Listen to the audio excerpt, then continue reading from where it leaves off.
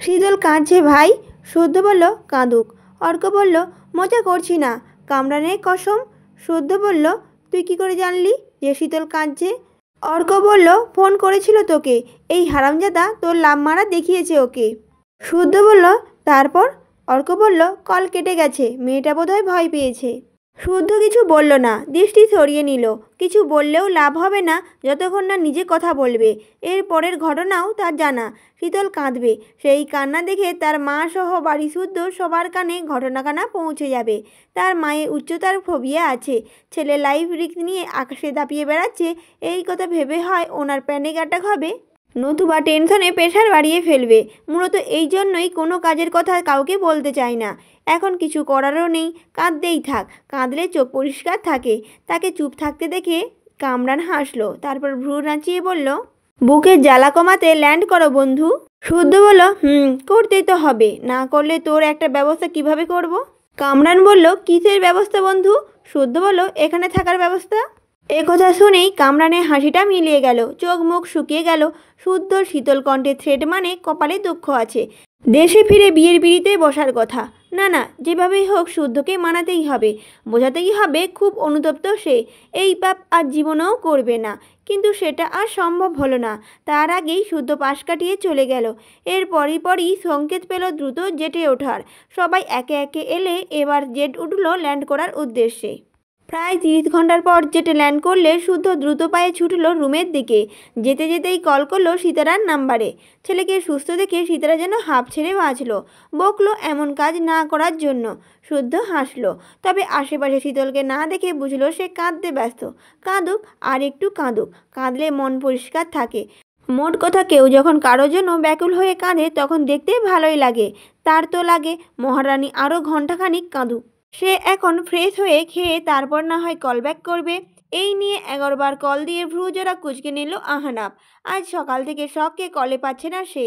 গেল কই মেয়েটা? সকাল থেকে মিষ্টি কণ্ঠটা শুনতেও পায়নি, বুকের ভেতর খাঁ খাঁ করছে, সাথে অসহ্যও লাগছে।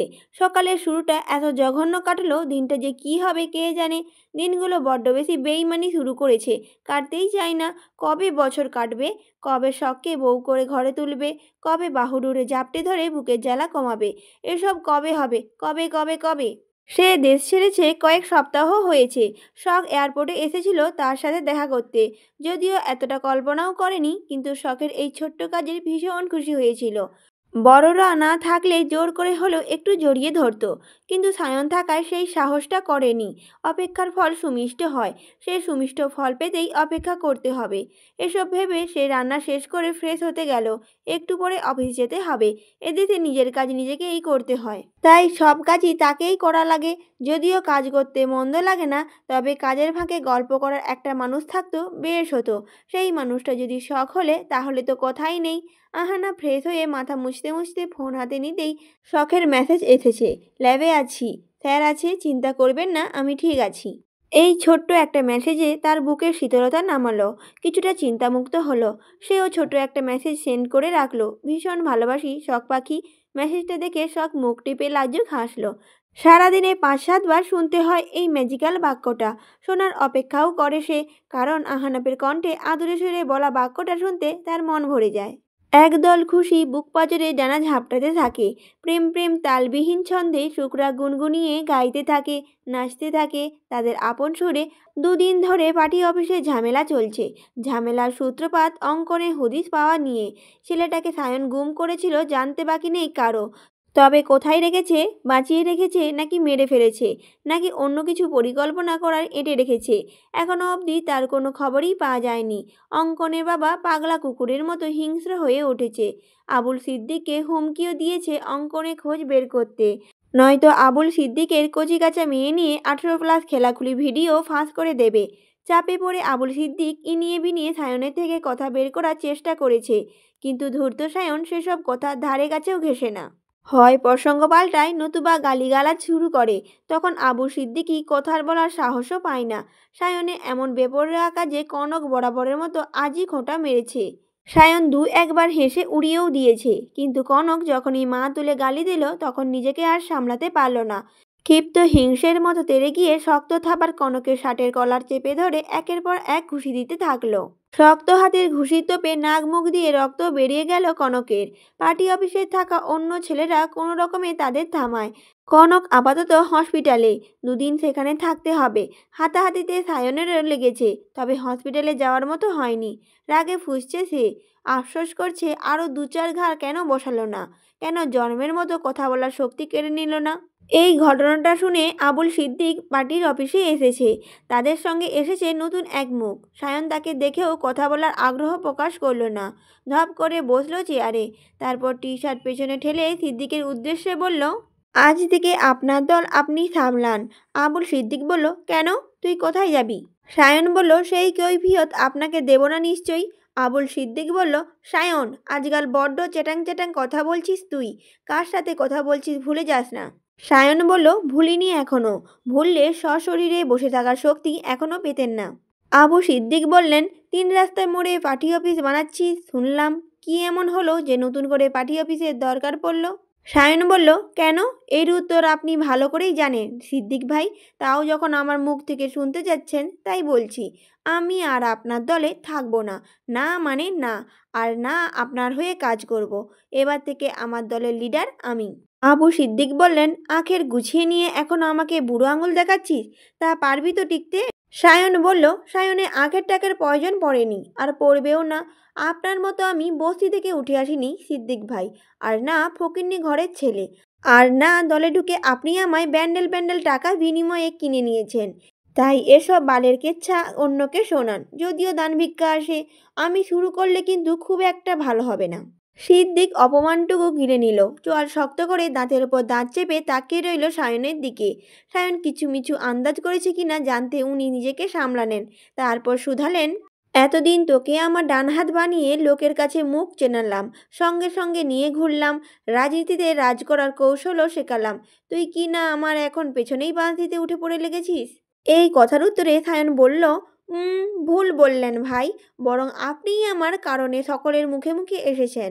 নয়তো আগেও যা ভেড়াচুদা ছিলেন, আপনাকে দিয়ে আর যাই হোক অন্তত রাজনীতি হতো না। তাই এসব সাওয়ার ভণ্ডামি বাদ দেন, নয়তো ভণ্ডামি করার জন্য ওইটাই আর থাকবে না। আবুল সিদ্দিক বলল, তোর কি মনে হচ্ছে না তুই ইচ্ছে করে শত্রুতা তৈরি করেছিস? এর ফল কিন্তু ভালো হবে না সায়ন। সায়ন বলল, না হলে নাই, ভালো জিনিসে অ্যালার্জি আমার। আবু সিদ্দিক বললেন, তাহলে আমার বিপক্ষে সত্যি সত্যি দাঁড়াচ্ছিস? সায়ন বলল, বোধহয়। আবুল সিদ্দিক বললেন, হঠাৎ এই সিদ্ধান্ত কেন? সায়ন বলল, বউ বলেছে অন্যের পা না চাটতে। সে আবার চেটাচাটি পছন্দই করে না, একদমই না। তার কথা মাথায় রেখে সিদ্ধান্তই নিলাম, বাঁচতে হলে বীরের মতো করে বাঁচবো, নয়তো প্রাণের মায়া ছেড়ে মাটিতে লুটাবো। এই কথা বলে সায়ন উঠে দাঁড়ালো। তার বরাদ্দকৃত রুমে তার প্রয়োজনীয় জিনিসগুলো নিয়ে হাঁটা ধরল 3 রাস্তার মোড়ের দিকে। তাকে যেতে দেখে দাঁড়িয়ে থাকা গুটি 30-এর ছেলে সিদ্দিকের দিকে তাকিয়ে হাঁটা ধরল। আজ থেকে তাদের দল আলাদা, পার্টিও আলাদা, লিডার আলাদা। আজ থেকে তারা শাহরিয়ার ভাইয়ের লোক। মোট কথা তারা এতদিন সিদ্দিকের সঙ্গে ছিল সায়নের কথায়। সিদ্দিক যদি শাহরিয়ার ভাইয়ের ছোট বোনকে কিডন্যাপ করার ব্যাপারে সঙ্গ না দিত, তাহলে তারাও দল ছাড়তো না। আর না এতদিনে গড়া অবস্থান শাহরিয়ার ভাই এভাবে পায়ের তলায় পিষে চলে যেত। শুদ্ধ রুমে ফ্রেশ হয়ে বের হতেই দেখে ফোনের আলো জ্বলছে। ফোনের ডিসপ্লেতে ভাসছে চেনা জানা নাম, ব্যাঙাচি। সে গায়ে টি-শার্ট জড়িয়ে কলটা রিসিভ করতেই দেখতে পেল শীতলের মুখ। কেঁদে কেটে চোখ মুখ মালপোয়ার মতো ফুলিয়েছে, নাক টিয়া পাখির মতো লাল। তবে টিয়ার নাক টিকালো আর শীতলের নাক মোচা। এ কথা ভেবে তার ঠোঁটে হাসি খেলে গেল। তাকে হাসতে দেখে শীতলের চোখ জোড়া জলে ভরে উঠল। নিজের ঠোঁট কামড়ে কোনো মতে কান্না থামিয়ে ফোপাতে ফোপাতে শুধালো, আপনি মারা গেলেন কিভাবে শুদ্ধ ভাই? অবান্তর প্রশ্ন শুনে শুদ্ধ মাথা মুছতে মুছতে তেরাভাবে জবাব দিল, প্রেম সাগরে ডুব দিয়ে। ডুবি আয়। শীতল বলল, বড় মাকে কল করে ঠিকই তো কথা বললেন, অথচ আমাকে একটা কল দিলে কি এমন হতো? শুদ্ধ বলল, তোকে কেন দেব? তুই কি আমার বউ যে কাজ থেকে ফেরা মাত্রই তোকে কল করব? শীতল বলল, বউ হলেই কল দেওয়া যায়, অন্য কেউ হলে কি দেওয়া যায় না? শুদ্ধ বলল, না দেয়া যায় না। শীতল বলল, কেন যায় না? শুদ্ধ বলল, জানি না, তবে এক্সপেরিমেন্ট করতে চাইলে আমার বউ হয়ে যা, দেখবি সব খবরাখবর তোকেই আগে জানাবো। শীতল বলল, আপনার জন্য একটা সারপ্রাইজ আছে শুদ্ধ ভাই। শুদ্ধ বলল, রাখ তোর সারপ্রাইজ, তুই আবার আমার রুমে ঢুকেছিস। সুন্দর করে বললে ভালো লাগে না শুনতে, না ফিরতে দে আমায়। শীতল বলল, আপনার রুম সাউন্ড প্রুফ, তাই এসেছি, স্পেশাল সারপ্রাইজ দিতে সাউন্ড প্রুফ রুম লাগতো। এই কথা শুনে শুদ্ধ ভ্রু কুঁচকে তাকালো, বোঝার চেষ্টা করলো এর মাথায় কি ঘুরছে। তার কুঁচকানো ভ্রু দেখে শীতল হাসলো। তারপর ব্যাক ক্যামেরা অন করে মেঝেতে পড়ে থাকা কাঁচের ভাঙা পারফিউমের বোতলগুলো দেখিয়ে বলল, আপনার জন্য কেঁদেছি আমি, চিন্তা করেছি, রুমে ফিরেও কত কল দিয়েছি, অথচ আপনি ইচ্ছে করে আমার কল ধরেননি। কেন ধরেননি? না ধরার কারণে একটা একটা করে আছাড় মেরে আপনার প্রতিটা পারফিউমের বোতল ভেঙে দিয়েছি। শুদ্ধ দেখলো সত্যি সত্যি তার শখের পারফিউমগুলো মেঝেতে লুটোপুটি খাচ্ছে। কাঁচ ছড়িয়ে ছিটিয়ে আছে বিছানার চাদর বিন ব্যাগের উপর। সিলিং ফ্যানের বাতাসে বালিশের তুলো ওড়ছে। এক কথায় রুমের অবস্থা দেখে মনে হচ্ছে ঘূর্ণিঝড় বয়ে গেছে। ভীষণ শখের জিনিসপত্রের অবস্থা দেখে সে চেঁচিয়ে উঠল, শীতলের বাচ্চা, রুমের কি অবস্থা করেছিস? এসব ঠিক করতে টাকা কি তোর বাপ দেবে? শীতল বলল, আমার বাপ দিবে কেন? শুদ্ধ বলল, দিবে না তো তাহলে কে দিবে? এসব কেন করেছিস বেয়াদব? শীতল বলল, করেছি, বেশ করেছি, আবার করব। শুদ্ধ বলল, কেন করবি? তোর বাপ কি সজ্ঞানে তোকে আমার হাতে তুলে দিয়েছে যে আমি বইয়ের ভুলকে ক্ষমা করে দেব? শীতল বলল, তুলে দিলে মেনে নেবেন? শুদ্ধ বলল, হ্যাঁ। শীতল বলল, ওকে ডান, ফিরে আসুন। শুদ্ধ বলল, ফিরলে কি হবে? শীতল বলল, বাবাকে বলবো আমাকে আপনার হাতে তুলে দিতে, তারপর আমিও দেখব আপনি কতটা কি মেনে নিতে পারেন। শুদ্ধ বলল, পরশু রাতের ফ্লাইটে ফিরছি আমি, রেডি থাক। একথা শুনে রাগে বোম হয়ে থাকা শীতলও একরক্ষা কণ্ঠে জবাব দিল, ঠিক আছে। কল কেটে রুমের অবস্থা দেখে ঢোক গেল শীতল। এখন কি হবে? কে পরিষ্কার করবে এসব? রাগের মাথায় মাথা কাজ করছিল না। বিশুদ্ধ পুরুষটাকে না পেয়ে রাগ তুলেছে তার জিনিসপত্রের উপর। এখন খারাপ লাগছে, খুব বেশি খারাপ লাগছে নামি দামি পারফিউমের কাঁচের বোতলগুলোর জন্য। আহারে, কাজটা ঠিক হয়নি। অন্য সময় এসে সে নিজেও ব্যবহার করত। ঘেটে ঘুটে দেখলো রাগের সময় কেন তার মাথা ঠিক থাকে না, কিন্তু এখন কি করবে? বাড়ির কেউ যদি জানে এসবের পেছনে সেই দায়ী, তাহলে সবার আগে তার মাই তাকে আস্ত রাখবে না। না, মার খাওয়া যাবে না, এমন কিছু করতে হবে যেন তার ঘাড়ে দোষ না পড়ে। শুদ্ধ ভাইও ছেড় দিল 1 ঘন্টার মধ্যে রুম পরিষ্কার করতে, না হলে তার খবর আছে। যদিও এসব ফাঁকা বুলিয়ে খুব একটা ভয় পায় না সে, কিন্তু শুদ্ধ ভাই জানিয়েছে সিগারেট খাওয়া ছবিটা উনি সবার আগে দেখাবে সারাফাত চৌধুরীকে। উনি এই বাড়িতে শীতলের সবচেয়ে বড় প্রশ্রয়দাতা কিনা। একথা শুনে শীতল চুপসে গেছে। সে জানে বড় আবু ওই ছবিটা দেখলে খুবই কষ্ট পাবে। তাই শুদ্ধের শর্ত অনুযায়ী সেই রুমটা ঠিকঠাক করার দায়িত্ব নিয়েছে। অপরাধ যখন করেছে শাস্তিও মাথা পেতে নিতেই হবে। এসব ভেবে আর সময় নষ্ট করলো না শীতল। কোমরে ওড়না বাঁধতে গিয়েও থেমে গেল। রুমে তো কেউ নেই, তাই ওড়নাটা চেয়ারের উপর রেখে রুম পরিষ্কারের কাজে লেগে গেল। তবে তার মুখ বন্ধ থাকলো না। শুদ্ধকে সে গালাগাল দিতে দিতে কাজ পরিষ্কার করলো। শুদ্ধ তার করা কাহিনী দেখে ল্যাপটপ থেকে দৃষ্টি সরিয়ে উঠে রুমের বাইরে গেল। প্রচণ্ড ক্ষুধা লাগায় গেল খাবার খেতে। অর্ক, কামরান, হাসান, স্যান্ডিও এসে বসেছে কেবল। শুদ্ধ চেয়ার টেনে হাসানের পাশে বসলো। গল্পে গল্পে একে একে সবাই খাবার নিয়ে খেতেও আরম্ভ করলো। কি একটা ব্যাপারে অর্ককে পেঁচিয়ে বাকিরা সবাই হাসছে। শুদ্ধ খেয়াল করলো হাসান থমথমে মুখে বসে আছে। মুখে বিষণ্ণতার ছাপ স্পষ্ট। খাওয়াতে আগ্রহ নেই, খাবার নাড়াচাড়া করছে শুধু। তাছাড়া এসব অবধি খেয়াল করেছে হাসান কেমন থমথমে মুখে বসে আছে, কথা বলছে খুবই কম, হাসছে যেন জোরপূর্বক। কোনো সমস্যায় না পড়লে এমনটা করার কথাও না। এতক্ষণ কিছু না বললেও সে এবার সরাসরি হাসানের উদ্দেশ্যে প্রশ্ন ছুড়ল, কি হয়েছে তোর, কোনো সমস্যা? হাসান ঘাড় ঘুরিয়ে শুদ্ধর দিকে তাকালো, শুনল। এরপর জবাব দেওয়ার আগে কামরান বলল, সমস্যা মানে? বিরাট সমস্যায় পড়েছে বেটায়। শুদ্ধ বলল, কি সমস্যা সেটাই তো জানতে চাচ্ছি।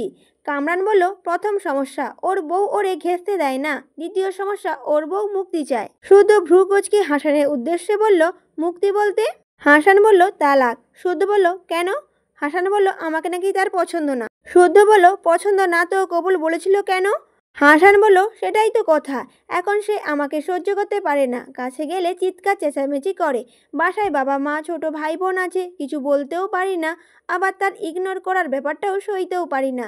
কাছে গেলে চেঁচিয়ে বাড়ির শুদ্ধ সবাইকে জানায়, লুচ্চা লম্পট, কিছু বলতে বাদ রাখে না। বারবার একই ঘটনা ঘটায়, লজ্জায় আমি তার কাছে যাই না।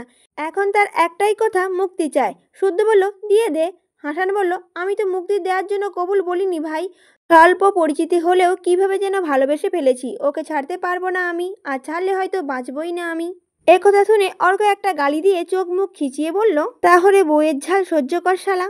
শুদ্ধ বলল, বিয়ে করেছো প্রায় 3.5 মাস, অথচ বাসর সারতে পারোনি, এ আবার নিজের পুরুষত্ব দাবি করো? এবার শুদ্ধ মুখ খুলল, ফিচেল হাসলো। তারপর হাসানকে দারুণ একটা বুদ্ধি দিল। বুদ্ধিটা বোধহয় হাসানেরও পছন্দ হলো। সে সম্মতির সুযোগ মাথা নাড়িয়ে মৃদু হাসলো। শুদ্ধর খাওয়া ততক্ষণে শেষ।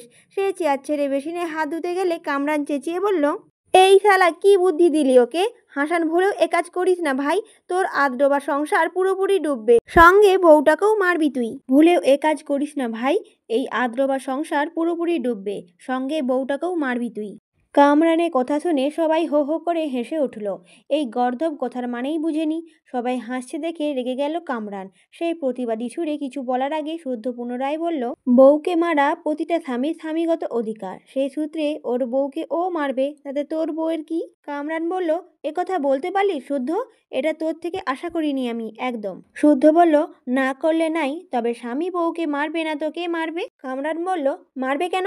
সময় দেয়া যায় না? শুদ্ধ বলল, কিসের সময়? বউ কি সাজিয়ে রাখার জিনিস যে সাজিয়ে রাখবে? স্বামীর দেওয়া হাজার হাজার টাকার গিফট নিতে পারবে, হি হি করতে করতে তার দেওয়া শাড়ি গয়না গায়ে জড়াতে পারবে, অথচ স্বামী কাছে এলেই হাজারটা বাহানা, মামার বাড়ির আবদার। শুদ্ধ থামতেই কামরান ফুঁসে উঠল।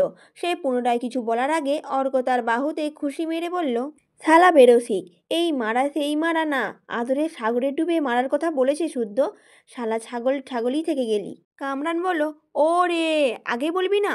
কামরানের কথায় শুদ্ধ আপাতত কথা বাড়ালো না, শুধু হাসানের দিকে একবার তাকিয়ে যেতে যেতে বলল, কিছু কিছু ক্ষেত্রে দুজনের মুডের অপেক্ষা করার প্রয়োজন পড়ে না। বইয়ের কাছে এমন মুডে যাওয়া উচিত যাতে একজনের উন্মাদনায় আরেকজন উন্মাদ হতে বাধ্য হয়। এ কথা বলে শুদ্ধ চুলে ব্রাশ করতে করতে স্থান ত্যাগ করল। তাকে যেতে দেখে কামরাল কপাল চাপড়ে বলল, এ শালা প্রচুর অশ্লীল, ওর বউটাকে বাঁচতে দিলে হয়। তোরা আমার কথা মিলিয়ে নিস, ওর বউ টিকবে না, দেখবি বিয়ের পরের দিনই ওর বউ পালাবে। একথা শুনে আরেক দুবার হাসির রোল পড়ল। শুদ্ধ রুমে এসে ল্যাপটপ অন করে দেখে শীতল এখনও রুম পরিষ্কার করছে। রুম একদম আগের মতো ঝকঝকে তকতকে। ভালোই খাটুনি হয়েছে, ওর বেহাল দশা দেখে বোঝাই যাচ্ছে। সে ফোন হাতে নিয়ে কল দিল। শীতল বিছানা টান টান করে নিচে নামতেই ফোনের রিংটন বেজে উঠল। কোমরখানা অবশ, হাঁপিয়ে উঠেছে। সে এদিক ওদিক তাকিয়ে দৃষ্টি বুলিয়ে দেখল সব কিছু, সব ঠিকঠাক। তখন ফোনের রিংটন বেজে উঠল। মুখে বিরক্তিকর শব্দ করে ফোন হাতে নিয়ে দেখল অপ্রিয় মানুষটার নাম। মুখ থমথমে করে কল রিসিভ করলো সে। তারপর বলল, শুদ্ধ ভাই, টাকা দেন। শুদ্ধ জিজ্ঞাসা করলো, কিসের টাকা? শীতল বলল, পরশুদিন না আমাদের বিয়ে? শুদ্ধ বলল, তাতে কি? শীতল বলল, বিয়ে শাড়ি কিনতে হবে না? শুদ্ধ বলল, শাড়ি পরেই বিয়ে করতে হবে কোথাও লেখা আছে নাকি? সবাই শাড়ি পরে, তুই না হলে লুঙ্গি কিংবা ফতুয়া পরবি, পরা হলেই হলো, কি পরলি ওটা মেন ফ্যাক্ট না। শীতল বলল, শুধু শুধু কথা পেঁচাবেন না বলে দিলাম। সায়েন্টিস্টকে বিয়ে করেছি কি এমনি এমনি নাকি?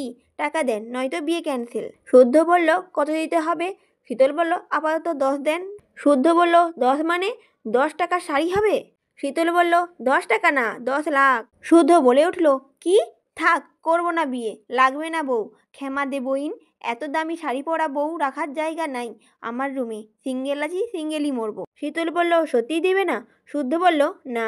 শীতল বলল, তাহলে বিয়েও করবো না। শুদ্ধ বলল, করিস না, তোকে বিয়ে করার জন্য মরে যাচ্ছি না। শীতল বলল, তাই না? ঠিক আছে, বিয়ে ক্যান্সেল। যে পুরুষ বউকে শাড়ি কিনে দিতে পারে না তাকে বিয়ে করার মানেই হয় না। শুদ্ধ বলল, যে মেয়ে বিয়ের আগেই হবু বরের থেকে 10 লাখ টাকা শাড়ি নিয়ে হার্ট অ্যাটাক করানোর পায়তারা জুড়ে, আমি তাকে বিয়েই করব না। অতঃপর কল কেটে গেল। কিছুক্ষণ আগে নেওয়া সিদ্ধান্তটা মাঠে মারা গেল। এরপর আর কেউ কারোর সঙ্গে কেউ তেমন কথা বলতো না। দুদিন পেরিয়ে গেল। দুজনই দৈনন্দিন কাজে নিজেদের বিজি রাখলো। অনলাইনে একে অপরকে অ্যাক্টিভ দেখলে তবুও তাদের সঙ্গে কথা হতো না, মেসেজ হতো না। শুদ্ধ দেশে ফেরার দিন শুদ্ধ ল্যাবে কাজ করার সময় এক ফাঁকে শীতলকে মেসেজ করলো, এই মুহূর্তে এয়ারপোর্টে আছি, রেডি থাক, আসছি। মেসেজ পাওয়া মাত্রই শীতল চটজলদি ব্যাগ প্যাক করে রেডি হয়ে শতরূপা চৌধুরীর বাড়িতে যাওয়ার উদ্দেশ্যে রওনা হলো। বাড়ির গাড়িতে বসে যেতে যেতে রিপ্লাই করলো, বাড়িতেই আছি, জলদি আসুন। সকল ব্যস্ততা সামলে কেবল ফ্রি হয়েছে শাহাদাত চৌধুরী। পরনে এখনও সেনাবাহিনীর পোশাক, নেম প্লেটে জলজল করছে ওনার নিক নেম। পোশাকের সঙ্গে মিলিয়ে মাথায় ক্যাপ, অন্যান্য সময় মুখভর্তি কঠোর বোঝাই থাকলেও এখন ঠোঁটের কোণে এনেছে মুচকি হাসি। কারণ উনি ফোনের কথা বলছে 2 মেয়ে এবং সহধর্মীর সঙ্গে। একে একে নিচ্ছে বাড়ির সব সদস্যের খোঁজ। স্বর্ণ ও শীতলের বাবার সাথে কথা বলে চলে গেল। তারা এখন বড় হয়েছে, অনেক কিছু বুঝতে শিখেছে। বাবা মার পার্সোনাল কথা থাকতে পারে ভেবে একটু স্পেচি দিল। আর কি, মেয়েরা চলে যাওয়া মাত্রই সারাফাত চৌধুরী সিমেনকে অপলক দেখে বললেন, রাতে ঘুম হচ্ছে না ঠিকঠাক নাকি? সিমিন বলল, হচ্ছে তো। শাহাদাত চৌধুরী বললেন, তুমি বরাবরই মিথ্যা বলায় কাঁচা সিমিন, কি হয়েছে বলো আমায়। সিমিন বলল, মেয়ে দুটোকে নিয়ে চিন্তা হয়, ছোটটা একটাও কথা শোনে না, এত বড় বিপদ থেকে বেঁচে ফেললো, অথচ মনে ভয় ডর কিছুই নেই। আগে যেমন সারা বাড়ি নেচে কুদে বেড়াতো, এখনও তাই। মেয়ে বড় হচ্ছে, কিছু বলতেও তো পারো না কি। শাহাদাত চৌধুরী বললেন, ছোট মানুষ, কি বলবো, ঠিক হয়ে যাবে। এই কথা শুনে সিমিন মুখ ঘুরিয়ে অন্যদিকে তাকালেন।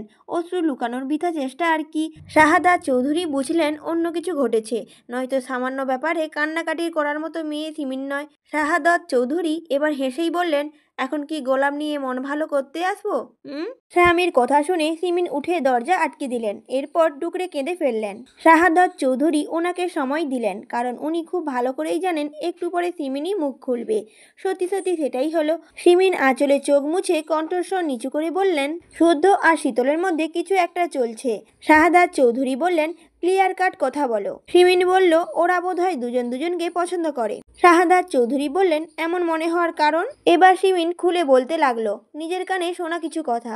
দুদিন আগে দুপুরে বিয়ের ব্যাপারে শুদ্ধ ও শীতলের সব কথাই শুনেছেন তিনি।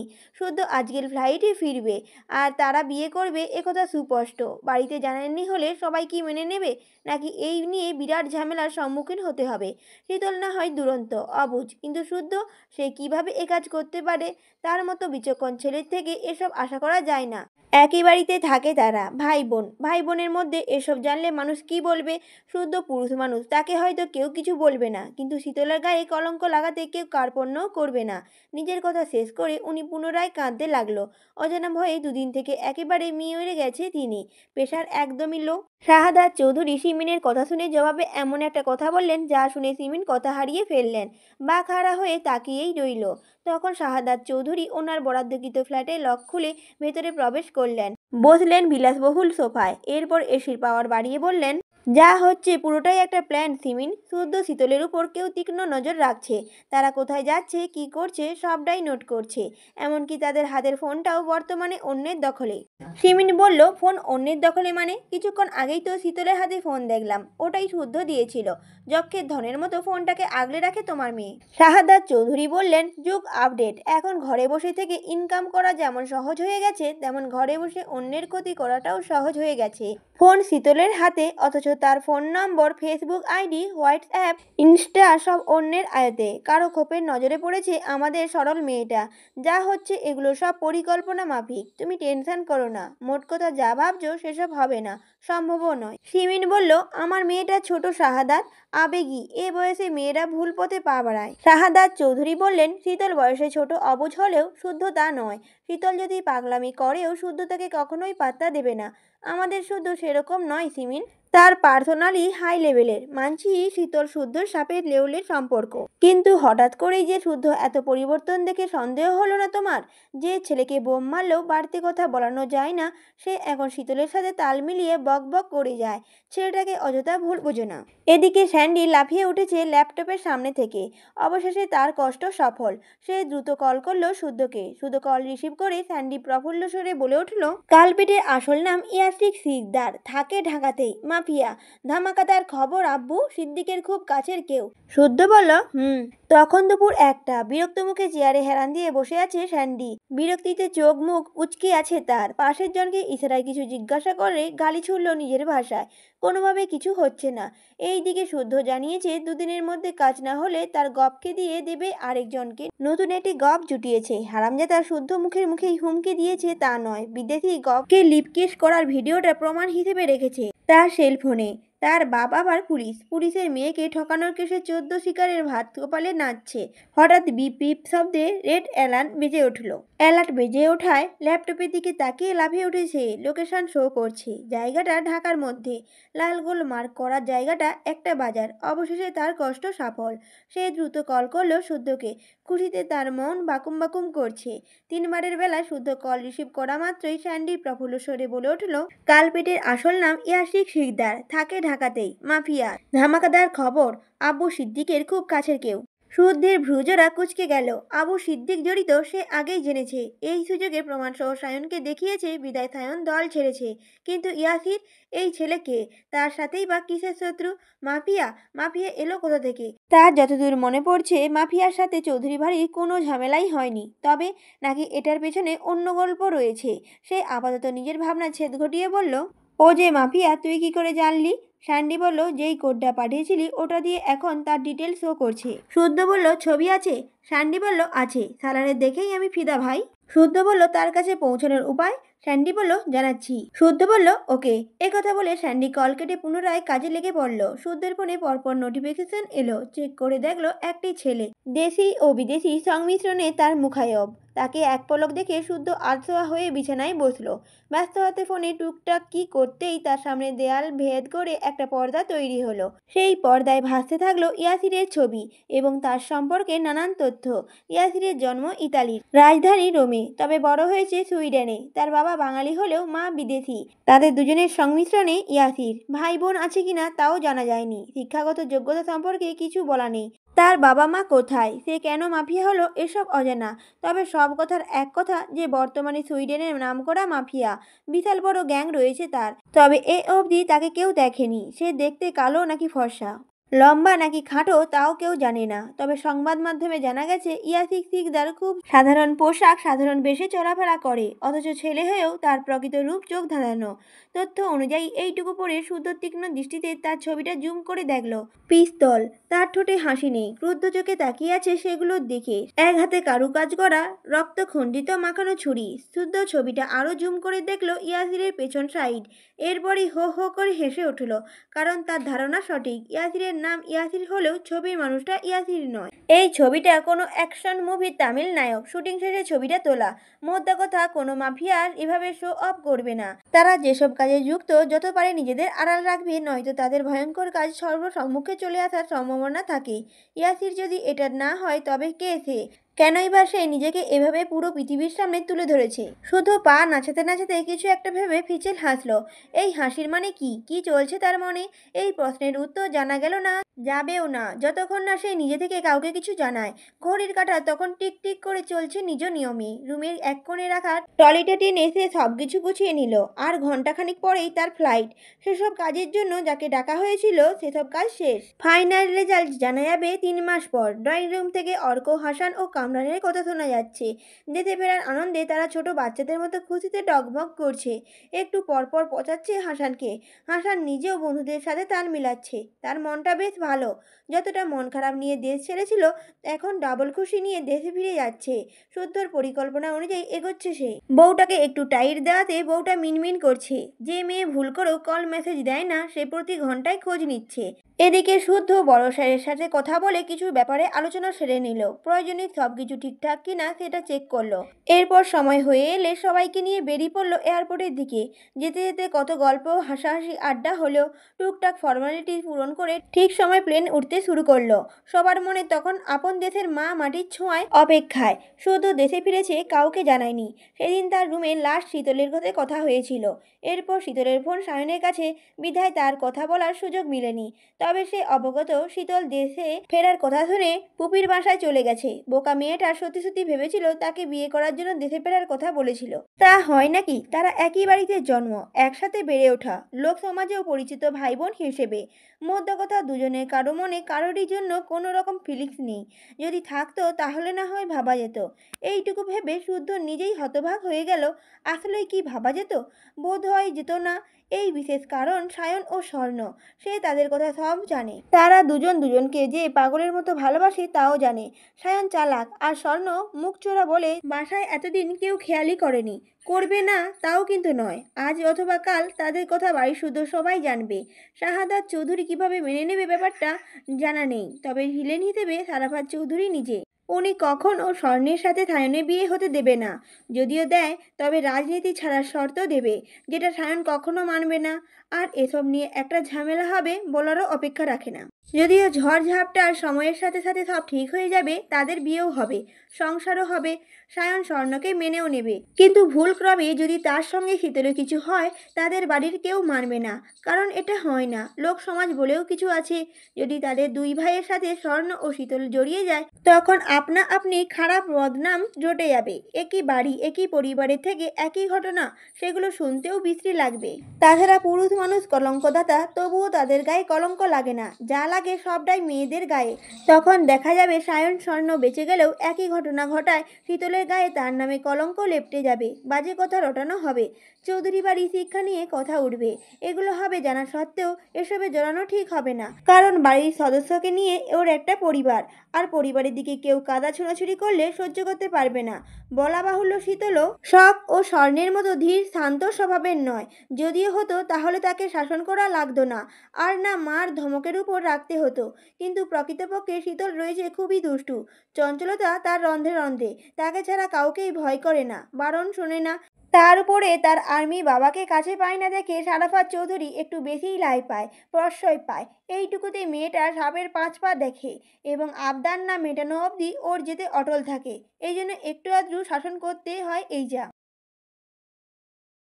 তার মানে এই না সে শীতলকে ভালোবেসে হাবুডুবু খাচ্ছে, শাসনের আড়ালে ভালোবাসা চুঁইয়ে চুঁইয়ে পড়ছে।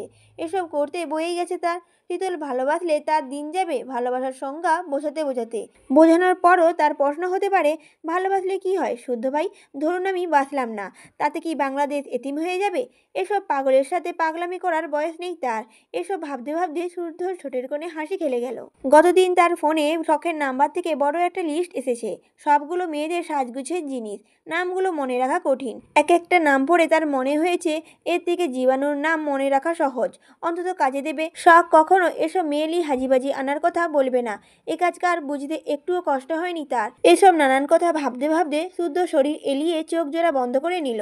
তারপর লং জার্নি পার করে যথাসময়ে দেশের মাটিতে পা রাখলো। এরপর বন্ধুরা একে অপরের থেকে বিদায় নিয়ে যে যার বাসায় রওনা হলো। গলা ছেড়ে গান গাইতে গাইতে ধারালো একটা করাত কিনে গুদাম ঘরে ঢুকলো আজম, অন্য হাতে প্যাকেট মোড়া টাকিলা। আজকের আসর সেই জমবে। টাকিলা গলায় ঢালতে ঢালতে করাতের কাজ সারবে। বহুদিন টাকিলার স্বাদ নেওয়া হয় না। সাহারিয়ার ভাইকে সাহস করে সে বলতেও পারে না একটা টাকিলা কিনে দিতে। গতকাল রাতে সাহারিয়ার ভাই পার্টি অফিস থেকে ডেকে হঠাৎ শুধালো, সায়ন বলল বিদেশি ব্যান্ডের নাকি খাঁটি বাংলা। আজমের কথার মানে বুঝতে না পেরে মুখ কাচুমাচু করেছিল, সাহস করে জিজ্ঞাসাও করতে পারছিল না। পরে চট করে কথাটা ধরে ফেলে সে দাঁত বের করে হাসলো। ধরে নিল ভাইয়ের মন ভালো, কারণ ভাইয়ের মন ভালো থাকলে ভাই সবাইকে নিয়ে আড্ডা দেয়, মজা করে, নিজের খরচে ব্যান্ড চাকার সুযোগও দেয়। আজও হয়তো সেই দিন বোধহয়। মনে মনে এসবই ভাবছিল সে। খুঁটিতে ছলমল করছিল তার মুখ চোখ। অথচ সায়ন তখন 10 আঙুলের সাহায্যে আঙুল ফুটাতে ফুটাতে বলল, ভোঁতা জং ধরা করাত আনবি, এরপর ভোঁতা করাত দিয়ে ধীরে সুস্থে এবড়ো থেবড়ো করে ওদের 4 হাত পা কাটবি, ভুলেও যেন কাটাকাটি স্মুথও না হয়। আর হ্যাঁ, 4-5 জন ওরা, 5 থেকে 4 সমান 20 হয়। মোট 20টা হাত পা চটের বস্তায় ভরে ঠিক সকাল 10টার মধ্যে আমার সামনে এনে হাজির করবি। যদি 10টা একটাও বাজে, তাহলে তোকেও ওই অবস্থায় দান করব, বুঝলি? আজম বলেছিল, ওকে ভাই। সায়ন বলল, আর হ্যাঁ, চেয়ারে বেঁধে কাটবি, জ্যান্ত অবস্থায়। আজম বলল, ঠিক আছে ভাই। সায়ন বলল, সিদ্দিকের দিকে নজর রাখতে বলেছিলাম। আজম বলল, রেখেছি ভাই। এখন পাগলা কুকুরের মতো দৌড়ে বেড়াচ্ছে, ক্ষমতার লোভে বউটাকে অন্যের বিছানায় পাঠায়। সব খবর আছে ভাই, ইশারা করা মাত্রই সব ভাইরাল করে দেব। সায়ন বলল, কনকের বোনকে রেপ করেছে কে? আজম বলল, জানি না ভাই, তবে কাল কনক আপনার নামে পুলিশ কেস করেছে। তার মতে পুরনো শত্রুতার জের ধরে আপনি এ কাজ করেছেন। সায়ন বলল, আমি বুঝি না, কনক আমার মারা খেয়ে এত লাইক করে কেন? একা একা আর কতজনকে মারা দেব আমি? আমিও তো মানুষ, এনার্জি বলেও তো একটা ব্যাপার আছে। সিদ্দিক যে এত আদর যত্ন করে ওর পেছনে মারা দিল, অথচ সে এদিক ওদিক তাকিয়ে সত্যিটা না জেনে সমানে আমার নামেই জপে যাচ্ছে। শালার সত্যি সত্যি আমারে টুরু লাভ মারে।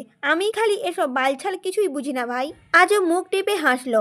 সায়ন তখন এক বান্ডেল টাকা টেবিলের উপর রেখে নিতে ইশারা করলো। সে নিয়ে নিল। এরপর দল বেঁধে টাকিলা নিয়ে চলে এলো ডালের গুদাম ঘরে। এখানে আজ কাজ আছে মেলা, সব সারতে হবে। ভাই ওদেরকে খুশি করেছে, তাই তারাও ভেবেছে কাল সকাল 10টা নয়, আজ 10টায় রাতেই কাজ সেরে ফেলবে। এসব নিয়ে আলোচনা করতে করতে তারা গলায় টাকিলা ঢেলে লেগে গেল আদেশকৃত কাজে। তাদের দেখে ছটপট করতে লাগলো 5জন যুবক। বাইরে থেকে মনে হবে কেউ গুদাম ঘরে রড কাটার কাজ করছে, নতুবা পুনরায় তা মেরামত করছে। আসলে সেই সব কিছুই না, তারা একপাশে গিল মেশিন অন করে অন্য পাশে জ্যান্ত মানুষের হাত পা কাটছে। পরের দিন সকালে দরজায় কড়া নাড়ছে। পবিত্র মাসে রমজান মাস, পরশুদিন থেকে রোজা শুরু। রোজা উপলক্ষে বাজার সদাইয়ের লিস্ট করতে বসেছে সিতারা। ওনাকে সাহায্য করছে সিরাত ও সিমিন। 3জন মিলে বড় লিস্ট করে ধরিয়ে দিলেন শাওয়ান চৌধুরীর হাতে। শাওয়ান চৌধুরী যেতে গেলে চট করে ওনার পথ আগলে ধরল সাম্য ও সৃজন। জেদ ধরল তারা বাবার সাথে যাবে, বাজার করে বাড়ি আনবে। তারা বড় হয়েছে, কাজ করতে পারবে। সায়ন ও শুদ্ধ ভাইয়ের মতো তারা এবার দায়িত্ব নেবে, সেই দায়িত্বও পালন করবে। শাওয়ান চৌধুরী বোঝাতে পারলেন না এ সময় বাজারে খুব ভিড় থাকে, প্রচণ্ড গরম, এত গরমে শরীর খারাপ করবে, অন্য আরেকদিন বাজার করতে নিয়ে যাবেন। কিন্তু না, তারা শুনলই না। অগত্যা জেদের কাছে হার মেনে তাদের নিয়ে যেতে হলো। সারাফাত চৌধুরী বারবার গাড়িতে করে যেতে বললেন, কিন্তু সাম্য সৃজন এবার গো ধরল তারা রিস্কায় যাবে। দুই ছেলের কথা মতো শাওয়ান চৌধুরী তাদের নিয়ে রিস্কায় চললেন। পাড়ার মোড় পার হতেই দেখা গেল সায়ন দাঁড়িয়ে আছে পার্টি অফিসের সামনে। ছেলেপুলে নিয়ে কোথাও যাচ্ছে বোধহয়। কানে ফোন ধরে কথা বলায় ডাকলো না কেউ। বাপ ছেলেরা মিলে গল্পে গল্পে এগিয়ে গেলেন বাজারের দিকে। আজ সরকারি ছুটির দিন। শখ, স্বর্ণ, শীতল কেউ দুদিন বাসায় ছিল না। শতরূপা চৌধুরীর বাসায় বেড়াতে গিয়েছিল ওরা। কিছুক্ষণ হলো বাসায় ফিরেছে ওরা, তারপর ফ্রেশ হতে গিয়েছে। দুদিন আগে শীতল হঠাৎই গো ধরল যে ফুপির বাসায় যাবে। বলা মাত্রই ব্যাগ প্যাক নিয়ে রেডি। মূলত শুদ্ধ আসার কথা শুনে সে দ্রুত পালানোর পায়তারা জুড়েছিল। পরে তাকে একা না ছেড়ে স্বর্ণ ও শখ সাথেও গিয়েছিল। দুদিন থেকে যখন শুনল শুদ্ধ ফিরতে আরও দেরি হবে, তখনই বাসায় ফিরে এসেছে। আপদ এখন বাসায় নেই, আসতে দেরি হবে। একথা ভেবে শীতলের প্রাণবন্ধ রূপটা ফিরে এসেছে। এখন কদিন ইচ্ছে মতো ঘুরবে ফিরবে। কিয়ারার সাথেও কথা হয়েছে, আজ শপিং মলে যাবে দুজন। দেখে আসবে এবারে ঈদে কোন ড্রেসের চাহিদা বেশি, কোন কোন কালারটা ক্রেতারা কিনতে পছন্দ করছে। রোজা শুরু হতে না হতেই তার ড্রেস নিয়ে চিন্তিত। এই নিয়ে সিমিনের কানের কাছে কিছুক্ষণ ঘ্যান ঘ্যান করে বকা খেয়ে তারপর থেমেছে। হাতের কাজ সেরে সিতারা চৌধুরীর মনে পড়ল সকালে ওষুধটা খেতে ভুলে গেছেন। রুমের ড্রেসিং টেবিলের সামনে রাখা ওনার ওষুধের পাতা। যেতেও ইচ্ছে করছে না। ওনার সোফায় বসে দেখলেন শীতলকে সিঁড়ি দিয়ে নিচে নেমে আসতে। তাই তাকে বললেন, শীতল, আমার রুম থেকে ওষুধের পাতাটা এনে দে তো মা। শীতল বলল, কোন ওষুধের পাতা বড় মা? সিতারা বললেন, সাদা পাতা। শীতল বলল, কোথায় আছে? সিতারা বলল, ড্রেসিং টেবিলের উপর আছে। শীতল বলল, আচ্ছা। এ কথা বলে সে চলে গেল বড় মায়ের ঘরে। সামনে রাখা ওষুধের পাতা, সেটা সে নিয়ে বের হতেই তার চোখে পড়ল অ্যালবামের দিকে। এটা সে চেনে, দেখেছেও বহুবার। তবুও বড়সড় অ্যালবামটা হাতে নিয়ে বেরিয়ে এলো রুম থেকে। এখানে বড় মা বড় আব্বুর বিয়ের সব ছবি আছে, তাদের সাথে সব ভাই বোনেদেরও ছোটবেলার স্মৃতি, দাদা দাদির ছবিও আছে। সে বড় মাকে ওষুধটা দিয়ে সোফায় বসলো, হাঁটু মুড়ে ছবিটা দেখতে বসলো। আগেও দেখেছে বহুবার, দেখতেও ভালো লাগে, হাসাহাসিও হয়। ততক্ষণে সিতারা সরে এসে বসেছে তার পাশে। উনিও দৃষ্টি দিয়েছে একই দিকে। একটা ছবি মনে করিয়ে দিচ্ছে এক একটা মুহূর্তের কথা। গল্পে গল্পে শীতলকে যেসব গল্প শোনাচ্ছেন, তেমন শীতলও মন দিয়ে তা শুনছে। কখনো খিলখিল করে উচ্চস্বরে হেসে উঠছে, তার সাথে তাল মিলিয়েছে সিতারাও। তখন কলিং বেল বেজে উঠল। সিমিন একই দিকে আসছিলেন দেখে উনি দরজা খুলে দিলেন। দরজা খুলে কারোর সাথে কথা বলতে মানে পরিচিত কেউ হবে ভেবে সিতারা কিংবা শীতল কেউ পাত্তা দিল না। নিজেরা নিজেদের গল্পে মেতে থাকলো। তখন শীতল একটা ছবির দিকে তাকিয়ে বলল, বড় মা? সিতারা বললেন, শীতল বলল, কলেজে থাকাকালীন শুদ্ধভাই হাবাগোবা টাইপের ছিল, তাই না? সিতারা বললেন, মোটেও না। আমার ছেলের চোখ, নাক, মুখ, ঠোঁটের আর্ট দেখেছিস? শীতল বলল, দেখেছি, পুরোই দেশি হাম্বা টাইপের। সিতারা বলল, কি? আমার ছেলের চোখ মুখ হাম্বা টাইপের? শীতল বলল, কেন, তুমি জানতে না? এই দেখো, শুদ্ধ ভাইয়ের এই ছবিতে গরু গরু চোখগুলো ভালো করে দেখো, মোটা চওড়া করে কাজল দিয়ে দিলে পুরোই দেশি গরু। তখন পাশে কাউকে বসতে দেখে দুজনেই তাকালেন। দেখে ক্লান্ত শরীরে শুদ্ধ এসে বসেছে। শীতল চোখ সরিয়ে ছবির দিকে তাকিয়ে আর চোখে আরেকবার তাকালো সদ্যের দিকে। শুনে নিল নাকি? মার না খেলে হয়, তবে হাবাগোবাটা আর হাবাগোবা নেই, সুদর্শন পুরুষে পরিণত হয়েছে। মুখে যত যাই বলুক, বিশুদ্ধ পুরুষে পুরুষালী চোখগুলো অদ্ভুত সুন্দর। চোখ মুখে আর সত্যিই মুগ্ধ করার। প্রশস্ত বুক, মাথা ভর্তি চুলে নিউ হেয়ার কাট। লম্বা কত হতে পারে সঠিকটা জানা নেই, তবে অনেকটাই লম্বা। তাকে চোখ তুলে উপরে তাকিয়ে কথা বলতে হয়। যদিও চৌধুরীরা সবাই উচ্চতায় এমন। সে আর তাকালো না, আর না আগ বাড়িয়ে কোনো কথা বলল। দেখা যাবে কিছু বলতে গেলে তেরাবাঁকা কথা বলে বসে থাকবে। সীতারা ছেলেকে দেখে চট করে এক গ্লাস পানি এগিয়ে দিলেন। তারপর কুশল বিনিময় করলেন। সিরাত সিমিন তাকে ক্লান্ত দেখে ফ্রেশ হতে খাওয়ার জন্য তাড়া দিলেন। শীতল তাকিয়ে তাকিয়ে দেখলো তার মা চাচিদের ব্যস্ততা। কিছুক্ষণ আগে তারা দুদিন পর বাড়ি ফিরে এলো। কই কেউ তো এমন করলো না, অথচ বিশুদ্ধ পুরুষের কদর দেখো। সেই মুখটা বাঁকিয়ে একটা খোঁচা মেরেই দিল। যান যান, ফ্রেশ হয়ে খেয়ে নিন শুদ্ধ ভাই। রাজ্য জয় করে ফিরেছেন, কত ধকল গেছে, একটু বিশ্রাম না নিলে হয়? তাছাড়া মেয়ে মানুষের সাথে আকাশে আকাশে উড়াউড়ি করা কি চারটিখানি কথা নাকি? একথা শুনে শুদ্ধ ঘাড় ঘুরিয়ে তাকালো। বাড়ি আসতে না আসতেই খোঁটা মারা শুরু।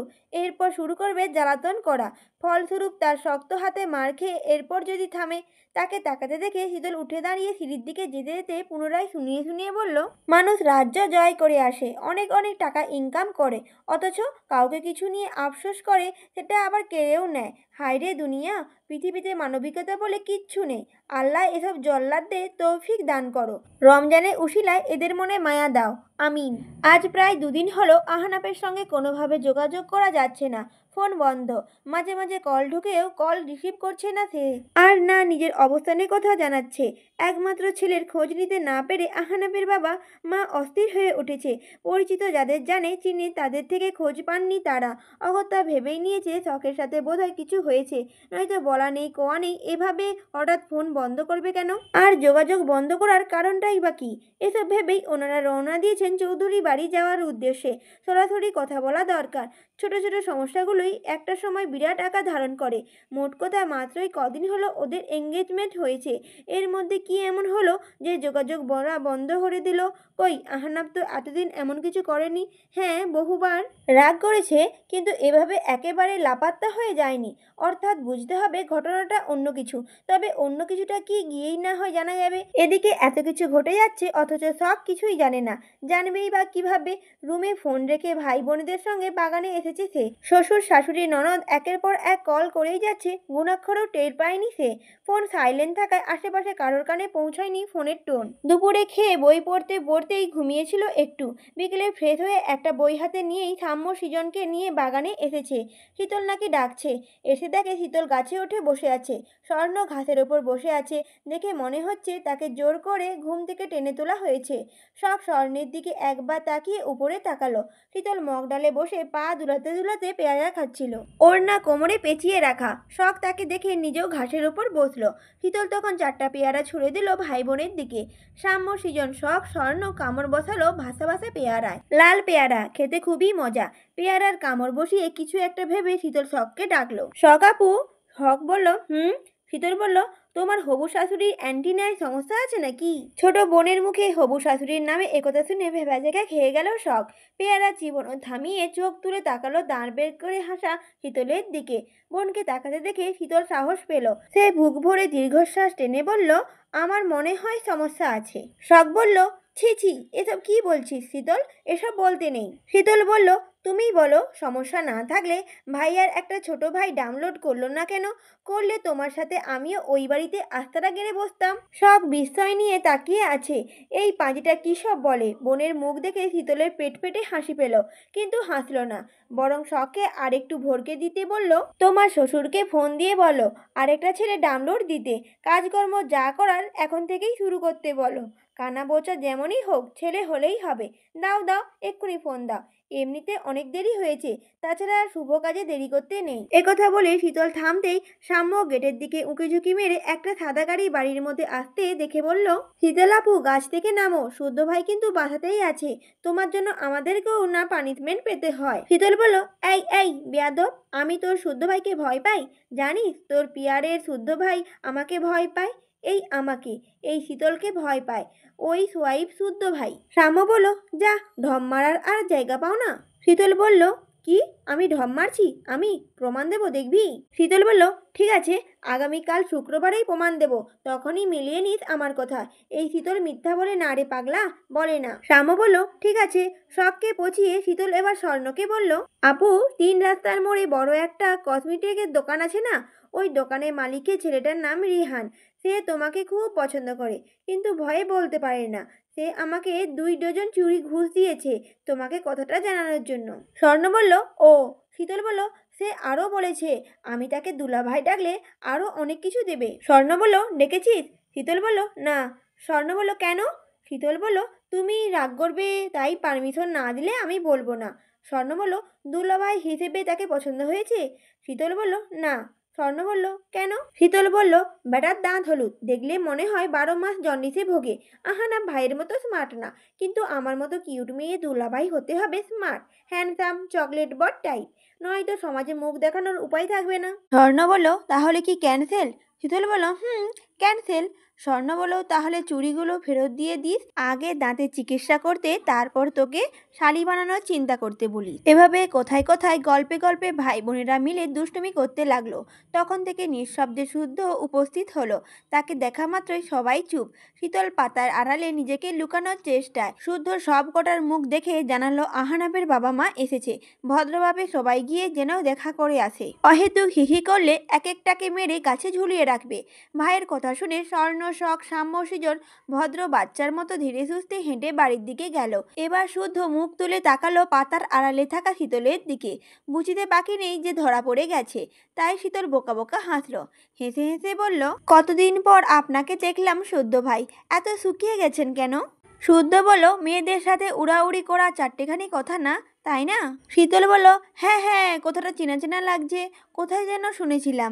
তা কেমন চলছে আপনার উড়াউড়ি? শুদ্ধ বলল, ভালোই। শীতল বলল, দোয়া করি যেন ভালোই যায়। শুদ্ধ বলল, এ কথা বলতে বলতে শুদ্ধ বাগানের এক কোণে কেটে রাখা বড়ই গাছে বড় বড় দুটো ডাল টেনে এনে রাখলো পেয়ারা গাছের গোড়ায়। শুকনো ডাল কাঁটায় ভরে আছে, তাকে গাছের গোড়ায় ডাল রাখতে দেখে শীতল আর্তনাদ করে উঠল। কি করলেন শুদ্ধ ভাই? শুদ্ধ বলল, কি করলাম আবার? শীতল বলল, গাছের নিচে কাঁটা রাখলেন কেন? নামবো কিভাবে আমি? শুদ্ধ বলল, তুই কি করে নামবি আমি কি জানি? শীতল বলল, কাঁটা সরান। শুদ্ধ বলল, পারবো না। আর নেমে কি করবি? মগ ডালে বসে কার কার এন্টিনায় কি সমস্যা হিসাব কর। সন্ধ্যা ঘনিয়ে আসছে, নিরিবিলি স্থান, একটু পরে তেনারাও সঙ্গ দিতে আসবেন। ভাব ভাব, মন দিয়ে ভাব, আমি আসছি। একে তো গাছের নিচে বড়ই গাছে কাঁটা দিয়ে রাখলো, তার উপর ভূতের ভয় দেখাচ্ছে। ভীষণ রাগ হলো শীতলে। সে রাগে ফুঁসতে ফুঁসতে বলল, আমি কি আপনার অ্যান্টিনার কথা বলেছি নাকি? বলেছি তো শখ আপুর শ্বশুরের। শুদ্ধ বলল, আমার কথা বলিসনি বলেই এখনো শ্বাস নিতে পারছিস, বললে আজই জানাজা সম্পূর্ণ করতাম। শীতল বলল, কাঁটা সরান শুদ্ধ ভাই, সত্যি বলছি, আপনাকে বলিনি। আর আমি যা বলি শুনে নেন কিভাবে? এমন খরগোশ মার্কা কান হলে তোর সমস্যা। শুদ্ধ বলল, আমার কান খরগোশ মার্কা? শীতল বলল, না না, একদম ভুল, আমি তা বলিনি আপনাকে। শুদ্ধ ঠান্ডা দৃষ্টিতে শীতলের দিকে তাকিয়ে আরও দুটো বড়ই গাছের ডাল এনে গাছের আশেপাশে বিছিয়ে রাখলো, যাতে লাফ দিয়েও নামতে না পারে। এরপর কোনো দিকে না তাকিয়ে চলে গেল বাড়ির দিকে। আর শীতল চেঁচাতে চেঁচাতে বলল, যাবেন না শুদ্ধ ভাই, নাক ছুঁয়ে বলছি, আর কোনোদিনও গাছে উঠবো না, দয়া করে কাঁটা সরিয়ে যান। শুদ্ধ ভাই, ও ভাই, ভাই রে, এ কে, কোথায় আছিস, নামা আমাকে, বাঁচারে। সায়ন 1 ঘন্টা আগে বাসায় ফিরে ফ্রেশ হয়ে খেয়ে ঘুমিয়েছিল। ঘুমানোর ইচ্ছে না থাকলেও এপাশ ওপাশ করতে করতে ঘুমিয়ে পড়েছিল। এইটুকু সময়ে একটা স্বপ্নও দেখেছে স্বর্ণকে নিয়ে, তাদের বিয়ের স্বপ্ন। স্বর্ণ কি সুন্দর করে সেজেছে, নীল শাড়ি পরেছে। শীতল আর শখ স্বর্ণকে রেখে গেছে তার রুমে, ফুলে ফুলে ভরা পুরো রুম। সে খুশিতে ডগমগ করে মুখ ভর্তি হাসি নিয়ে রুমে এসেছে, কিন্তু রুমে দরজা দাঁড়িয়ে দেখে স্বর্ণ বিছানায় নেই। তার জানা মতে নতুন বউরা বিছানায় মাঝখানে লজ্জায় নত হয়ে বসে থাকে, মুখের সামনে থাকে 1 হাত ঘোমটা, কিন্তু তার বউ কই? বউ নাই দেখে তার বুকে বিজলি পড়ার উপক্রম, চোখে ভাসে ঝিকিমিকি বাতির আলো।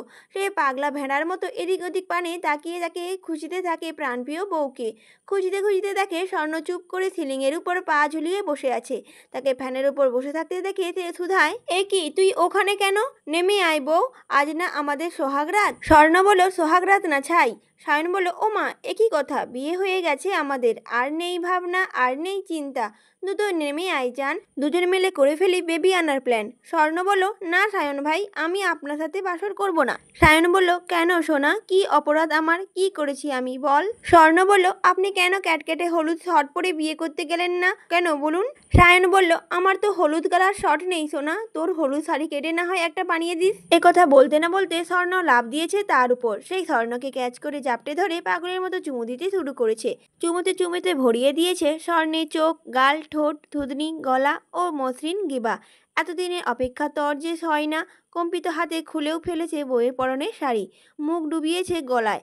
মন মস্তিষ্ক হাত ও উন্মাদ দেহখানা যেন এক পাগলা ঘোড়ার নেই অবাধ্য। তখন তীব্র ঝাঁকুনিতে ঘুম ভেঙে যায় তার। দু চোখ খুলে দেখে শুভ্র ভ্রুকুচকে তাকিয়ে আছে তার বাসর ঘরে। শুদ্ধ কোথা থেকে এলো, বউ কই তার? সে কিছু বলার আগে বিরক্তি নিয়ে শুদ্ধ বলল, রুমের দরজা খোলা রেখে কোলবালিশকে পাগলের মতো চুমু খাচ্ছিলে কেন? মাথাটাতে কি একেবারেই গেছে? সায়ন ঘাড় ঘুরিয়ে আশেপাশে তাকালো। ফুলে ভরা রুমে ফুল কই? আর বউ? বউ কই তার?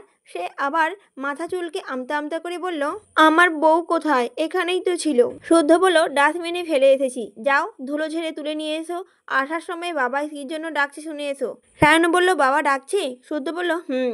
সায়ন বলল, তুই যা, শাওয়ার নিয়ে আসছি। শুদ্ধ বলল, কিছুক্ষণ আগেই না শাওয়ার নিয়ে লাঞ্চ করলে? সায়ন বলল, আরে ভাই, স্বপ্নে কিছু দোষ ছিল। শুদ্ধ সায়নের কথার মানে বুঝে মুখ কুচকি বিরক্তি নিয়ে চলে গেল। আর সায়ন গায়ের উপর থেকে চাদর সরিয়ে ওয়াশরুমের দিকে যেতে যেতে বিড়বিড় করলো, দিনে দুপুরে কি হতচ্ছাড়া স্বপ্ন দেখলাম রে বাবা, ছ্যা। এরপর নিজেকে বকতে বকতে ওয়াশরুমে চলে গেল। শাওয়ারের নিচে দাঁড়িয়ে এবার একা একাই হেসে ফেলল। স্বর্ণ জানলে তাকে ঝাঁটাপিটা করবে। এদিকে ড্রয়িং রুমে সবাই উপস্থিত হয়েছে আহানাবের বাবা মায়ের জন্য। কুশল বিনিময় সেরেছেন ওনারা। এখন ইনিয়ে বিনিয়ে শখের সাথে কথা বলছেন, বোঝার চেষ্টা চালাচ্ছেন শখের সাথে কোনো সমস্যা হয়েছে কিনা। কিন্তু শখ জানিয়েছে তাদের মাঝে কোনো সমস্যাই হয়নি। কিছুক্ষণ আগেও আহনাফের সাথে কথা হয়েছে। এই কথা শুনে আহনাফের বাবা বললেন শখের ফোন থেকে একটা কল দিত। শখ কল দিল। একবার কল দিতেই আহনাফ কল ধরে বলল, হ্যাঁ সোনা বলো, এতক্ষণে মনে পড়লো আমার কথা? বড়দের সামনে এমন সম্বোধনে লজ্জায় কুকড়ে গেল শখ। বড়রাও মুখ এদিক ওদিক করলেন। তখন আহনাফের বাবা ফোনটা নিয়ে বললেন, সমস্যা কি তোমার? আমাদের কারো কল ধরছে না কেন? আহনাফ বলল, কেন ধরছি না ভালো করেই জানো। যাই হোক, তোমরা এখানে কেন হঠাৎ? আহনাফের বাবা বলল, যাদের বাড়ির মেয়েকে নিয়ে এত সমস্যা তাদের জানাতে হবে না পুরো ঘটনা?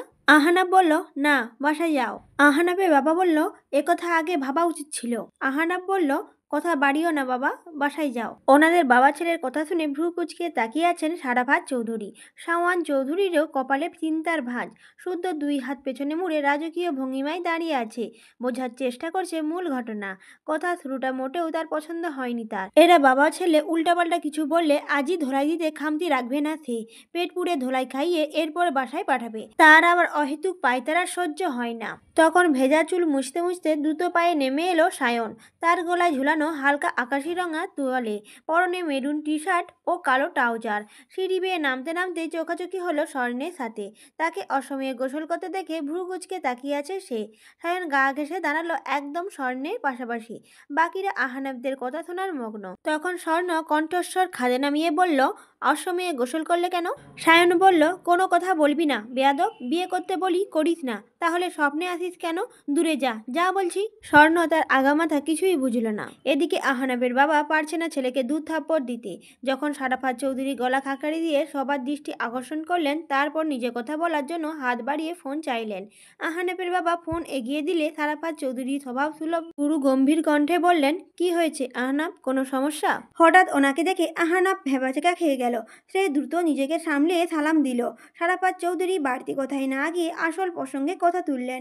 সরাসরি জানতে চাইলেন এসবের মানে কি? শখ কিছু করেছে কিংবা অন্য কিছু? আহনাব মাথা নিচু করে কিছুক্ষণ চুপ থাকলো। তারপর নিঃশব্দে শ্বাস টেনে বুকে সাহস নিয়ে স্পষ্ট স্বরে বলল, আঙ্কেল, বিয়ের ডেটটা এগিয়ে আনা যায় না? সারাফাত চৌধুরী বললেন, কেন? আহনাব বলল, 1.5 বছর আমার কাছে অনেক বেশি মনে হচ্ছে। সারাফাত চৌধুরী বললেন, কিন্তু শখের পড়া? এই কথার জবাবে কিছু বলতে গিয়েও থেমে গেলেন সারাফাত চৌধুরী। অনুধাবন করার চেষ্টা করলেন ছেলেটার ব্যাকুলতা, কাতরতা। এ বয়স, এ সময়, এই উপলব্ধির সাথে পরিচিত তিনি। আজ বয়স বেড়েছে, চুলে দু একটা পাক ধরেছে, মানে এই না অনুভূতিটাও লোপ পেয়েছে। মনে মনে কিছু একটা ভেবে উনি ফোন থেকে দৃষ্টি সরিয়ে সরাসরি শখকে শুধালেন, মা, তোমার কি মতামত? বিয়ের ডেট কি এগিয়ে আনবো? শখ আমতা আমতা করে ওড়নার এক কোণা শক্ত করে চেপে ধরেছে। সত্যি বলতে সে জানে আহনাব কেন এমন করেছে। আসলে সে শখকে ছাড়া থাকতে পারছে না। তার একটা দিন একটা বছর মনে হচ্ছে। 1.5 বছর তার কাছে নাকি 1.5 যুগের সমান। এই দূরত্ব না ঘুচালে সে পাগল হয়ে যাবে। তার একটাই অভিযোগ, চৌধুরী বাড়ির বড় কন্যা দিনকে দিন তাকে পাগল বানিয়ে দিচ্ছে। ফোনের অপর পাশে থেকে চুপ করে শুনছে আহনাব।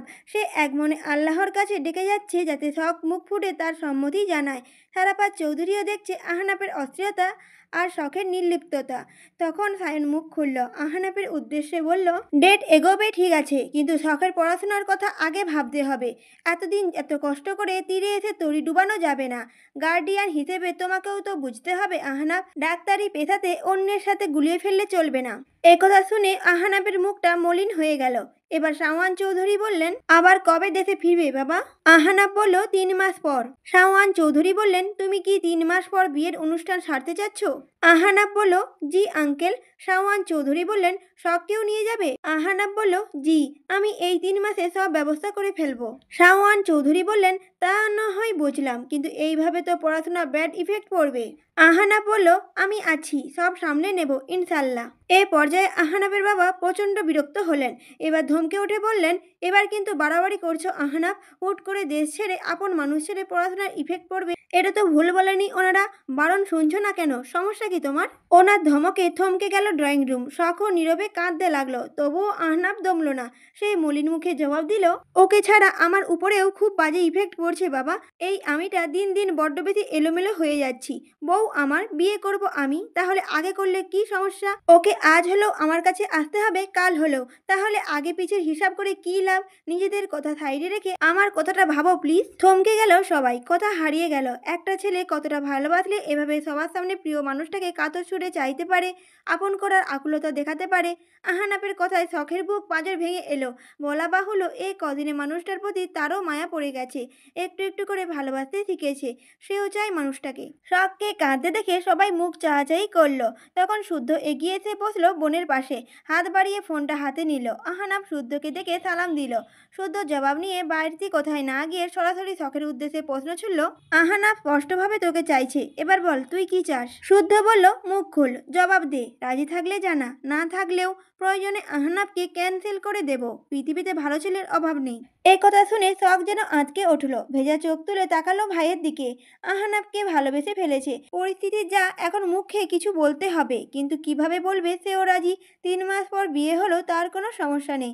বোনে চুপ থাকতে দেখে শুদ্ধ বলল, তাহলে বাদ? শখ বলল আমতা আমতা করে, আমার কোনো সমস্যা নেই ভাইয়া। শুদ্ধ বলল, তাহলে 3 মাস পরেই? শখ বলল, শুদ্ধ বলল, ঠিক আছে।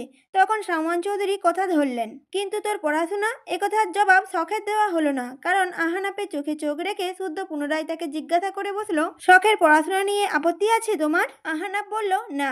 শুদ্ধ বলল, ভেবে বলো। আহনাফ বলল, জি ভাইয়া। শুদ্ধ বলল, ভালোবাসলে ভালোবাসার মানুষের চাওয়া পাওয়াকেও ভালোবাসতে হয়, খেয়াল রাখতে হয়, তার ভালো মন্দ সকল সমস্যার সমাধানদাতা হতে হয়। আশা করি তুমিও হবে। এইটুকু বলে সে মেজো চাচুর দিকে তাকালো। ওনার বলা কথার জবাবে বলল, বিয়ের পরেও মেয়েদের পড়াশোনা হয়, শুধু প্রয়োজন হয় নিজের চেষ্টা আর আপনজনের সাপোর্ট। নিজের স্বপ্ন পূরণ করতে এই দুটোই যথেষ্ট। তাছাড়া বিয়ের পর আহনাফ যদি শখের পড়াশোনায় সামান্যতর বাধার কারণ হয়, তাহলে আমি কথা দিচ্ছি বোন রাখবো না ওর কাছে। কারণ ওকে মনে রাখতে হবে যে চৌধুরী বাড়ির সম্পত্তি নয়, স্বয়ং চৌধুরীদের কলিজা নিয়ে যাচ্ছে। যাকে তাকে এই অমূল্য রত্ন আমরা দেব না। যাকে দেবে তাকে অবশ্যই যোগ্য হতে হবে। কতটুকু যোগ্য কথাই নয়, কাজে করে দেখাতে হবে। শুদ্ধর প্রতিটা শব্দের ভার বুঝতে বাকি রইল না কারো। এটা যেন ঠান্ডা মাথায় শীতল কণ্ঠে হুমকি। এরপর আহনাফের কথা অনুযায়ী 3 মাস পর বিয়ের ডেট ঠিক করা হলো। গুমোট পরিবেশ কাটাতে সকলে অন্য প্রসঙ্গে কথা তুলল। আহনাফও হাঁপ ছেড়ে খুশি মনে কাটলো কল। এরপর আর কিছুক্ষণ থেকে আহনাফের বাবা মা বিদায় নিলেন। শখ চলে গেল নিজের রুমে। একে একে ড্রয়িং রুম ফাঁকা হতে সায়নের রুমের দিকে যাওয়ার জন্য পা বাড়ালো। রুমে না, সে যাবে স্বর্ণের রুমে, কারণ পাজিটা তাকে বিয়ে করতে চাই না, অথচ স্বপ্নে এসে কী সব করে যায়। কেন করে এসব, এর জবাব তাকে দিতেই হবে। না দিলে চড়িয়ে দাঁত ফেলে দেবে বেয়াদবটার। কিন্তু সে যাওয়ার আগেই শুদ্ধ পাশ কাটিয়ে যেতে যেতে বলল, বাগানে যাও, কেউ তোমাকে ডাকছে।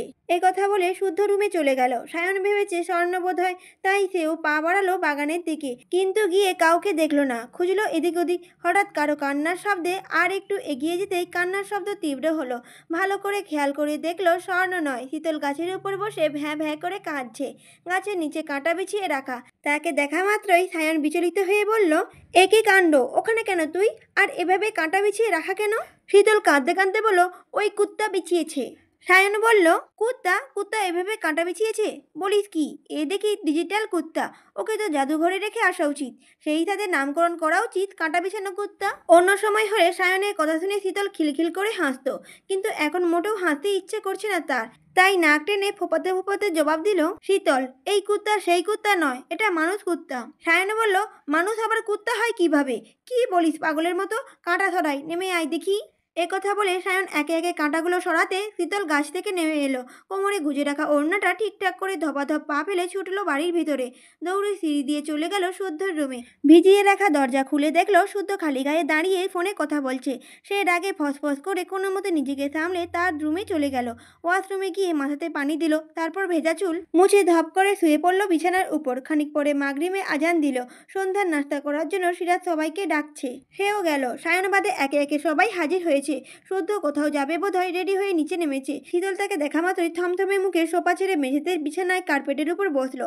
তারপর এক হাত বাড়িয়ে ট্রে থেকে হালিমের বাটি হাতে তুলে নিয়ে এলো। শুদ্ধ এসে বসেছে পাশের সবাই। শীতল গরম হালিম মুখে দিতেই ছেঁকা খেয়ে উপ করে ঠোঁট চেপে ধরলো। শুদ্ধ ভুকুচকে তার কিছু বলার আগেই শীতল উঠে হনহন করে রান্নাঘরে চলে গেল। এই অসভ্য মানুষটার সাথে কথা বলবে না সে। ততক্ষণে সবাই বসেছে ড্রয়িং রুমের সোফায়। সিরাজ, সিমিন, বাহারি সব নাস্তা চা এনে রাখছে সবার সামনে। তুলে নিয়েছে যে যার পছন্দের সব নাস্তা। হঠাৎ কারেন্ট চলে গেল এবং তখনই শুদ্ধর মুখ থেকে বাতাতুর শব্দ বেরিয়ে এলো। সবার কানে পৌঁছে গেল সেই শব্দ। সবাই বিচলিত। কি হয়েছে উতলা হয়ে জানতে চাইলে না চাইতে জেনারেটর অন হয়ে গেল। ঝকঝকে আলোয় ভরে উঠল ড্রয়িং রুম। শুধু তখনও মুখ কুচকে চোখ বন্ধ করে শটান হয়ে বসে আছে। তার একটা হাত পিঠের পেছনে। সিতারা ছেলের হাতে খেয়াল করে বললেন, আব্বা কি হলো তোর? এমন করছিস কেন? শুদ্ধ বলল, না কিছু না। সিতারা শুনল না। জোর করে শুদ্ধ টি শার্ট উঠিয়ে দেখে আটকে উঠে বললেন, এই কি কাণ্ড, এটা কি করে হলো? ওনার কথা শুনে সবার দৃষ্টি শুদ্ধর পিঠের দিকে। কারো ধারালো 4 আঙুলের দাগ বসে গেছে। বিন্দু বিন্দু রক্ত বের হচ্ছে। কেউ যেন খামচি দিয়ে মাংস উঠানোর পায়তারা জুড়েছিল। শুদ্ধর অবস্থা দেখে সিরাজ দৌড়ে গিয়ে অ্যান্টিসেপটিক এনে লাগিয়ে দিলেন। সিমিন হাই হাই করে উঠলেন। ভর সন্ধ্যায় খারাপ জিনের কারবার ভেবে সুরা পরে শুদ্ধর মাথা ফু দিলেন। সিরাজ ঝাড়ু হাতে পুরো ড্রয়িং রুম খুঁজলেন বিড়াল টিড়াল আছে নাকি দেখতে, কিন্তু কিছুই পেল না। হঠাৎ করে এমন কাণ্ড ঘটায় সকলেই হতবাক। চোখের পলকে কি থেকে কি ঘটে গেল কিছুই বুঝলেন না কেউই। তবে শুদ্ধ আশেপাশে তাকিয়ে একজনকে না পেয়ে দীর্ঘশ্বাস চাপল। কাজ ছেড়ে তখনই পালিয়েছে সে। পরপর শুদ্ধের ফোনে কল আসায় সে উঠে দাঁড়ালো, কিন্তু সিতারা উঠতে দিলেন না। কিছু খেয়ে ওষুধ খাইয়ে তবেই ছেলেকে ছাড়লেন। যে ক্ষত হয়েছে প্রচুর ব্যথা হবে। শুদ্ধ কথা বাড়িয়ে ওষুধ খেয়ে বেরিয়ে গেল। কয়েক ধাপ এগিয়ে পেছনে ফিরে তাকালো শীতলের ব্যালকনি বরাবর। কেউ নেই, তবে সে নিশ্চিত শীতল ওইখানেই লুকিয়ে আছে। দেরি হয়ে যাচ্ছে ভেবে পুনরায় যাওয়ার জন্য পা বাড়াতেই শীতলের কণ্ঠে গান কর্ণকুহরে পৌঁছালো। সে থমকে দাঁড়িয়ে গেল। শীতল তখনও চেঁচিয়ে গেয়ে যাচ্ছে, বন্ধু হাইটা যখন যায়, পিছন ফিরা ফিরা যায়, দেখলে তারে মনের ভিতর দোতারা বাজায়। ওপর থেকে চেঁচিয়ে গান গাইছে শীতল, আর নিচে দাঁড়িয়ে গান শুনে হতভাগ শুদ্ধ। তার বোধগম্য হলো না আসলে গানটি আস্ত খোঁচা। গানই যদি হয় খাপে খাপ মিলে কিভাবে? দেখতে তারে মনের ভিতর দোতারা বাজায়, এই লাইনের মানে কি? তাকে দেখে তার মন দোতারা বাজে? তা ধীর গতিতে বাজে নাকি বুলেটের গতিতে? ভয়ঙ্কর ব্যাপার তো। পরখ করা দরকার। পরখের আগে অবশ্য চেলাকার দরকার। বেশি শক্তপোক্ত না হলেও চলবে। ওই একবার বাড়ি দিলে ভূত পালিয়ে যায়, এমন হলেই হয়। তাছাড়া এইবার বাড়িয়েতে বুঝলো আশেপাশে চেলাকাঠ দেখেনি। আগে ছাদে বাগানে চেলাকাঠ পড়ে থাকতো। চেলাকাঠগুলো হাত পা গজিয়েছে বোধহয়। হঠাৎ উড়ে উড়ে কোন গর্তে লুকিয়েছে তাও জানা দরকার। এত দরকারি কাজগুলো সেরে ফেলবে যদিও। ততক্ষণে শীতলের গান থেমে গেছে। থামার কারণ পরের লাইন হয়তো ভুলে গেছে সম্ভবত। শুদ্ধ নিশ্চিত তাকে বের হতে দেখেই শীতল গান গেয়েছে। তার গান থেমেছে মানে সে উঁকি মেরে হলো দেখবে দাঁড়িয়ে আছে কিনা। একথা ভাবা মাত্রই জানালার পর্দার আড়াল থেকে ইঁদুরের মতো মুখ বের করে উঁকি মারল শীতল। তাকে জানালা বরাবর তাকিয়ে থাকতে দেখে চট করে মাথা ধরিয়ে নিল। সেকেন্ডের ব্যবধানে আবারও উঁকি মারল। তখন শুদ্ধ চেঁচিয়ে বলল, নেমে আয়, মারবো না। কথা কানে ঢুকছে না? আয় বলছি, ভাজা বাদাম কিনে দেবো। আমাকে যেতে হলে খবর আছে তোর। 1 থেকে 10 গুনবো, এর মধ্যে না এলে আজ সারা রাত কান ধরিয়ে রাখবো। শুদ্ধ একথা বলল। একথা শুনে শীতল পর্দার আড়াল থেকে জবাব দিল, আমি কিছু করিনি। শুদ্ধ বলল, আমি কখন বললাম তুই কিছু করেছিস? আয় আয়, দ্রুত হয়, বের হতে হবে আমাকে। শীতল বলল, আমি এত বোকা না। বাদামের লোভ দেখিয়ে চেলাকাঠ দিয়ে মারার ধান্দা? কি ভেবেছেন বুঝি না কিছু? শুদ্ধ বলল, ভালোই তো চালাক হয়েছিস। চালাক হওয়া খুবই ভালো, তবে কতটা চালাক হয়েছিস পরীক্ষা করে নেব সময় করে। এখন আয়, নয়তো চলে যাব কিন্তু। শীতল বলল, কোথায় যাব? শুদ্ধ বলল, পাত্রী দেখতে। শীতল বলল, আমি যাব না। শুদ্ধ বলল, না, আমি আগে দেখে আসি, পছন্দ হলে সবাই গিয়ে দেখে আসিস। শীতল বলল, মেয়ে কি করে, দেখতে কেমন, গায়ের রং সাদা নাকি কালো? আমার মতো লম্বা চুল নাকি বব কাটিং? কাজল পরলে সুন্দর দেখায় তো? শুদ্ধ বলল, সুন্দরী বউ লাগবে না আমার, আমি চাই বুদ্ধিমতী বউ। সুন্দরীরা বোকা আর মাথা মোটা টাইপের হয়, সেটাই জলজান্ত প্রমাণ তুই।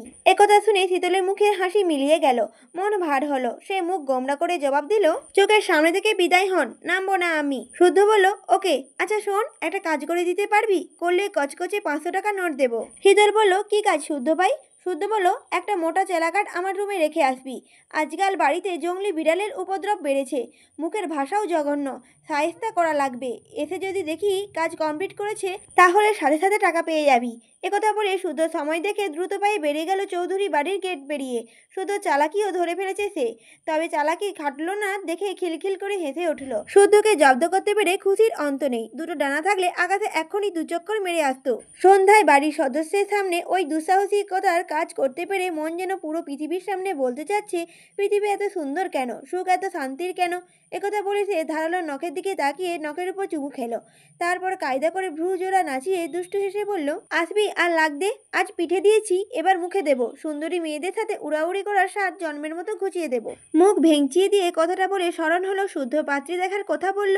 আসলেই কি তাই? গেলে যাক, তার মতো বিশুদ্ধ পুরুষকে কোন মেয়ে সঙ্গী হিসেবে নিয়ে কপাল পুড়তে চাই সেও দেখবে। অবশ্য সেই মেয়ের জন্য অগ্রিম আকাশসম সমবেদনা। একথা বলে মিটিমিটি হাসতে হাসতে রুমে চলে গেল সে। খুব শান্তি লাগছে, রাগ মিটেছে। এতক্ষণ রাগে মাথাটা হ্যাং হয়ে যাচ্ছিল যেন, ইচ্ছে করছিল দাঁতের তলে দিয়ে পিষতে। এত রাগ হতো না যদি তার পেয়ারা গাছের লাল পিঁমড়ে কামড়ে অবস্থা খারাপ না করে দিত। পিঁমড়ের জ্বালা লাম মেরে নামতেও পারতো। গাছে উঠতে নামতে ভালোই পারে সে। 3 বোনের মধ্যে সেই একমাত্র গাছে উঠতে পারে, শুধু নিচে কাঁটা বিছানো থাকায় নামতেও পারেনি। কাহিনী এখানে শেষ হলে তাও হতো, মনকে বুঝ দিতে পারতো। হারামি পিঁমড়ের কামড়ে কান্নাকাটি করে মানুষ হাসাতে চায়নি। এখন তো বড় হয়েছে, পিঁমড়ের কামড়ে কাঁদলে লোকে কি বলবে, তাই সে কথা গোপনই থাক। কিন্তু পেয়ারার ফুলের উপর বসা হারামজাদা মৌমাছিরাও ভুনভুন করে উড়ে এসে ঠিক ঘাড়ের উপর দিয়েছে হুল ফুটিয়ে। এক হাতে ডাল ধরে আরেক হাত দিয়ে মৌমাছি সরাতে গিয়ে দেখে 3টে মৌমাছি 3টে কামড়ে ধরে আছে। তারপরে কোনো মতে 3টেকে পিঠে মেরে কাঁদছিল সে, খুব জ্বলছিল। মৌমাছির কামড়ে জ্বালা যতক্ষণ বাড়ছিল তার সব রাগ জমা হচ্ছিল শুদ্ধর ওপর, তার কারণে এসব হয়েছে। তারপর আর কি, সুযোগ মতো সেও নখ দিয়ে তাকে জ্বালিয়ে দিল, দেখ কেমন লাগে। অতঃপর এখন শান্তি আর শান্তি। আজ মন ভালো থাকায় পড়তে বসলো। কিছুক্ষণ বই নিয়ে নেড়ে চেড়ে দেখে তার মনে হলো কাল থেকে তো রমজান মাস, পবিত্র মাস। এই মাসে পড়ে কি হবে, ঈদের পর মেলা সময় আছে, তখন পড়লেই হয়। এখন মন ভালো উপন্যাসের বইটা শেষ করা যাক। যেই ভাবা সেই কাজ, সে উঠে গিয়ে অর্ধেক পড়া উপন্যাসের বইটি নিয়ে শুয়ে পড়ল। উপর হয়ে শুয়ে বুকের নিচে বালিশ দিয়ে মনোযোগ সহকারে পড়তে লাগলো। পড়তে পড়তে তার একটা লাইন বেশ পছন্দ হলো, কাউকে জীবন্ত লাশ বানাতে চাও, তবে তার সর্বাঙ্গে তীব্র ভালোবাসার জীবাণু ছড়িয়ে দাও। রন্ধ্রে রন্ধ্রে তুমি নামক রোগ ছড়িয়ে দাও। তোমার নাম তার মনকুঠুরিতে খোদাই করে রাখতে বাধ্য করো। যদি করো, দেখবে সে মরবেও না আর ভালো থাকবেও না। প্রাপ্তি হিসেবে দেখবে পুরো মানুষটাই তোমার দখলে, তোমার আয়তে। কথাখানা ভারী পছন্দ হলো শীতলে। চিৎ করে শুয়ে বইটা বুকের উপর রেখে গভীর চিন্তায় মগ্ন হলো। ভাবলো অনেক কিছু। তার শত্রু ওই একটা, তাকে এই মন্ত্রে কাবু করলে কেমন হয়। শুনশান এরিয়া, চারদিকে অন্ধকার জঙ্গল। সেই জঙ্গল পেরিয়ে শুদ্ধ 5 মিনিটের পথ এসে থেমেছে নির্জন রাস্তায়। তারপর আশেপাশে তাকিয়ে প্রবেশ করলো জঙ্গলে আরো গভীরে। সারি সারি গাছ, অন্ধকার পথ, কাঁটা ঝোপে ভরা মেঠো পথ পেরিয়ে এসেছে আধ ভাঙা পুরনো এক খুবড়ির কাছে। খুবড়িটা দেখে মনে হচ্ছে কয়েক বছর আগে কোনো বাড়ি বানাতে গিয়েও বানানো হয়নি। অবহেলা ইট খসে গেছে, সবুজ লতা পাতায় ভরা গেছে খুবড়ির দুর্বল প্রাচীর। আশেপাশে বড় বড় গাছের পাতা ঝরে শুকিয়ে মাটিতে পড়ে আছে। কদম ফেলার সাথে সাথে মরমর করে শব্দ হচ্ছে। সে খুবড়ির এক কোণে শুকনো পাতা স্তূপ সরিয়ে হাঁটু গেড়ে বসে মাটি স্পর্শ করতেই খট করে শব্দ হলো। মুহূর্তেই সেখানে গোলাকৃতি লোহার প্লেট দেখা গেল। আশ্চর্যজনকভাবে প্লেটের মাঝখানে হালকা নীল আলো জ্বলে উঠল। ঘুরছে প্লেটটা, প্যাটার্ন লক চাটছে। শুদ্ধ অদ্ভুত কায়দায় প্যাটার্ন আঁকলে ইংলিশে এস অক্ষরটি ভেসে লক খুলে গেল। দেখা মিলল একটি গেটের। গেটে পা রাখতেই সাপের মতো পেঁচানো সিঁড়ি। সিঁড়িতে দাঁড়িয়ে লোহার প্লেটের মাধ্যমে গেট বন্ধ করে পুনরায় সিঁড়ি দিয়ে বেয়ে নামলো সে। তারপর নির্দিষ্ট এক স্থানে দাঁড়াতেই শরীর স্ক্যান হলো। স্ক্যান করার কারণ, শরীরে যদি কোনো ক্ষতিকারক পোকামাকড় কামড়ায় তাহলে রিমুভ হয়ে যাবে, নতুবা অ্যালার্ট দেবে। এখানে প্রবেশের আগে এমন অনেক সতর্কতা মানতে হয় তাকে, মানার মতো সিস্টেম অন রেখেছে। তাছাড়া পার্সোনাল ল্যাবে অনেক কিছু আছে যেগুলো একদিকে যেমন উপকারী তেমনি ক্ষেত্রবিশেষ হয়ে দাঁড়ায় প্রাণনাশী। শুদ্ধ শরীর স্ক্যান হয়ে গেলে দরজা দিয়ে এগিয়ে এলো। পিপ পিপ শব্দে বোতাম চেপে পাসওয়ার্ড ইন করলো। মুহূর্তেই গেট খুলে যেতেই চোখে পড়লো এক মানবীর দিকে। মানবী অ্যাপ্রন পরিহিত অবস্থায় সোফায় গা এলিয়ে দিয়ে বসে আছে। চোখ জোড়া বন্ধ, অথচ ঠোঁটে অমায়িক হাসি। হঠাৎ সেই হাসি মুছে গেল। দ্বিতীয় কারো উপস্থিতি টের পেয়ে চোখ খুলে তাকালো। শুদ্ধকে দাঁড়িয়ে থাকতে দেখে উঠে দাঁড়াতেই শুদ্ধের ভেতরে প্রবেশ করলো। বলল, শুদ্ধ বলল, ঐশ্বর্য কোথায়? অর্ক বলল, কেবলই ফ্রেশ হতে গেল, চলে আসবে এক্ষুনি। শুদ্ধ বলল, হঠাৎ জরুরি তলব? অর্ক বলল, কাজ হয়ে গেছে। শুদ্ধ বলল, কোনটা? অর্ক বলল, পুরনোটা। শুদ্ধ বলল, নতুন কোনো সিন্ডম দেখা দিয়েছে? অর্ক বলল, শুদ্ধ বলল, কি? অর্ক বলল, ছেলেটা পুরুষালীর হরমোনগুলো ব্লক হয়ে নারীর দেহের হরমোন তৈরি হচ্ছে এবং পুরুষালী অবয়ব কেটে ধীরে ধীরে নারীর দেহে গঠন প্রকাশ পাচ্ছে। শুদ্ধ বলল, তার মানে আমার ধারণাই সঠিক, মেডিসিন বদলে দিয়েছে কেউ। অর্ক বলল, তবে অবাক করার মতো একটা ব্যাপারও ঘটেছে। শুদ্ধ বলল, কি? অর্ক বলল, ছেলেটার কণ্ঠস্বর মেয়েদের মতো শোনাচ্ছে, শরীরে অস্বাভাবিকভাবে পশম এবং পুরুষালী স্তনবৃত্ত প্রাপ্তবয়স্ক নারীর মতো দেখাচ্ছে, যা আমাদের ধারণার বাইরে ছিল। কথা হচ্ছে, এই মেডিসিন কোথা থেকে এলো, কারা বানালো, তাদের মূল উদ্দেশ্য কি? এটার রেজাল্ট ভয়াবহ। কেউ যদি প্রতিশোধমূলক কাজ করে তাহলে এটা পুরুষালী সমাজের হুমকির মুখে। একথা শুনে শুদ্ধ ঘাড় ঘুরিয়ে একবার তাকিয়ে পাশের রুমে চলে গেল। পরনের পোশাক ছেড়ে ল্যাবের পোশাক পরে গেল নির্দিষ্ট এক কক্ষে। কাঁচের তৈরি বিশালিকা কক্ষে শুয়ে আছে জীবন্ত পুরুষ। শ্বাস চললেও চলাফেরা নেই, কথা বলে মাঝে মাঝে, চোখে মেলে তাকায় না, খাবার নিজে হাতে তুলে খায় না। তাকে শুধু বাঁচিয়ে রাখা হয়েছে বিশেষ এক উপায়ে, তবে তার মরার দিন ঘনিয়ে এসেছে। বর্তমানে তার যা অবস্থা, ভদ্র সমাজে চলাফেরা করতে পারবে না সে, কারণ সাধারণ মানুষ তার কাছে খাদ্যে পরিণত হতে পারে, আবার সাপের ন্যায় খোলস ছাড়তেও পারে। শুদ্ধ মুখে মাস্ক পরে এগিয়ে গেল তার কাছে। কে বলবে বড়লোক বাপের ছেলে এটা? যাই হোক, কর্মফল বলে একটা কথা আছে না? এসব ভাবতে ভাবতে শুদ্ধ নিজে পরখ করলো, মাত্র 4 সপ্তাহে এসব সিমডেম দেখা দিয়েছে। আর কিছুদিন না হয় অপেক্ষা করা যাক, দেখা প্রয়োজন তাদের আর কি কি দেখতে হয়, তারপর না হয় পরবর্তী ধাপ অনুযায়ী এগোনো যাবে। এরপর সে আরো কিছুক্ষণ সেখানে থেকে ঐশ্বর্যের সাথে দেখা করলো। কথা হলো গুরুত্বপূর্ণ কিছু বিষয়ে। সেসব করতে করতেই রাত বাজলো 1টা। ঐশ্বর্যকে সব বুঝিয়ে দিয়ে বের হয়ে ফিরতে ফিরতে বাজলো প্রায় 1:30টার মতো। সায়নের পার্টি অফিস এখনো খোলা। পার্টি অফিস পেরিয়ে চৌধুরী বাসায় যেতে হবে। শুধু কি মনে করে অফিসের ভেতরে প্রবেশ করলো।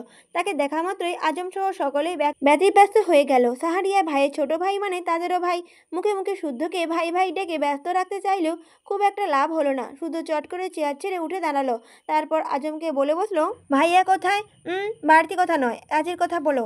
আজম বলল, ভাইয়া একটু কাজে গেছে, চইলে আসবে নে। শুদ্ধ বলল, কোথায় গেছে? আজম বলল, কনককে মারা দিতে, হালাল বহুত জ্বালাইতেছে, সাহারিয়ার ভাইয়ের থাপনা খাইয়ে শুধরাইবে না।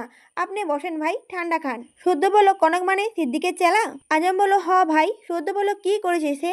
আজম বলল, কনকের বইনে কেরা জানি রেপ করেছে, এখন কনক দোষ দিতেছে সাহরিয়ার ভাইয়ের।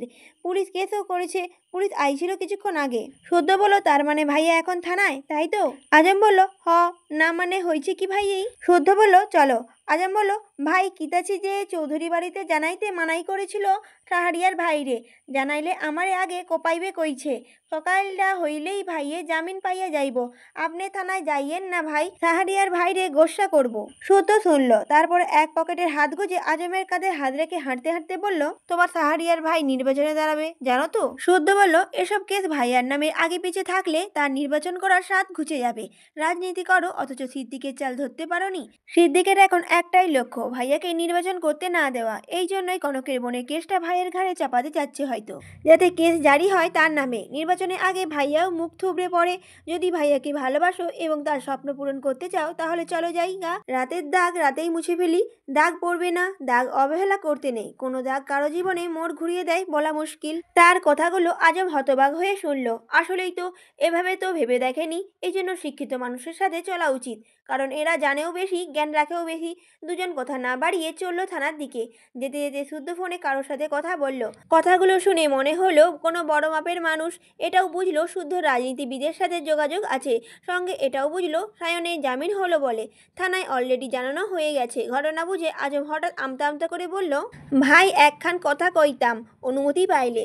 শুদ্ধ বলল, আজম বলল, রাগ করিয়েন না, ভুল কইলে মাপ কইয়া দিয়েন, মনের কথা চাইপা রাখতে পারি না, দীক্ষা কইতাছি। ভাই আপনারে এসব কাজ ছাইরা আমাগো লগে মাঠে আইসা পড়েন।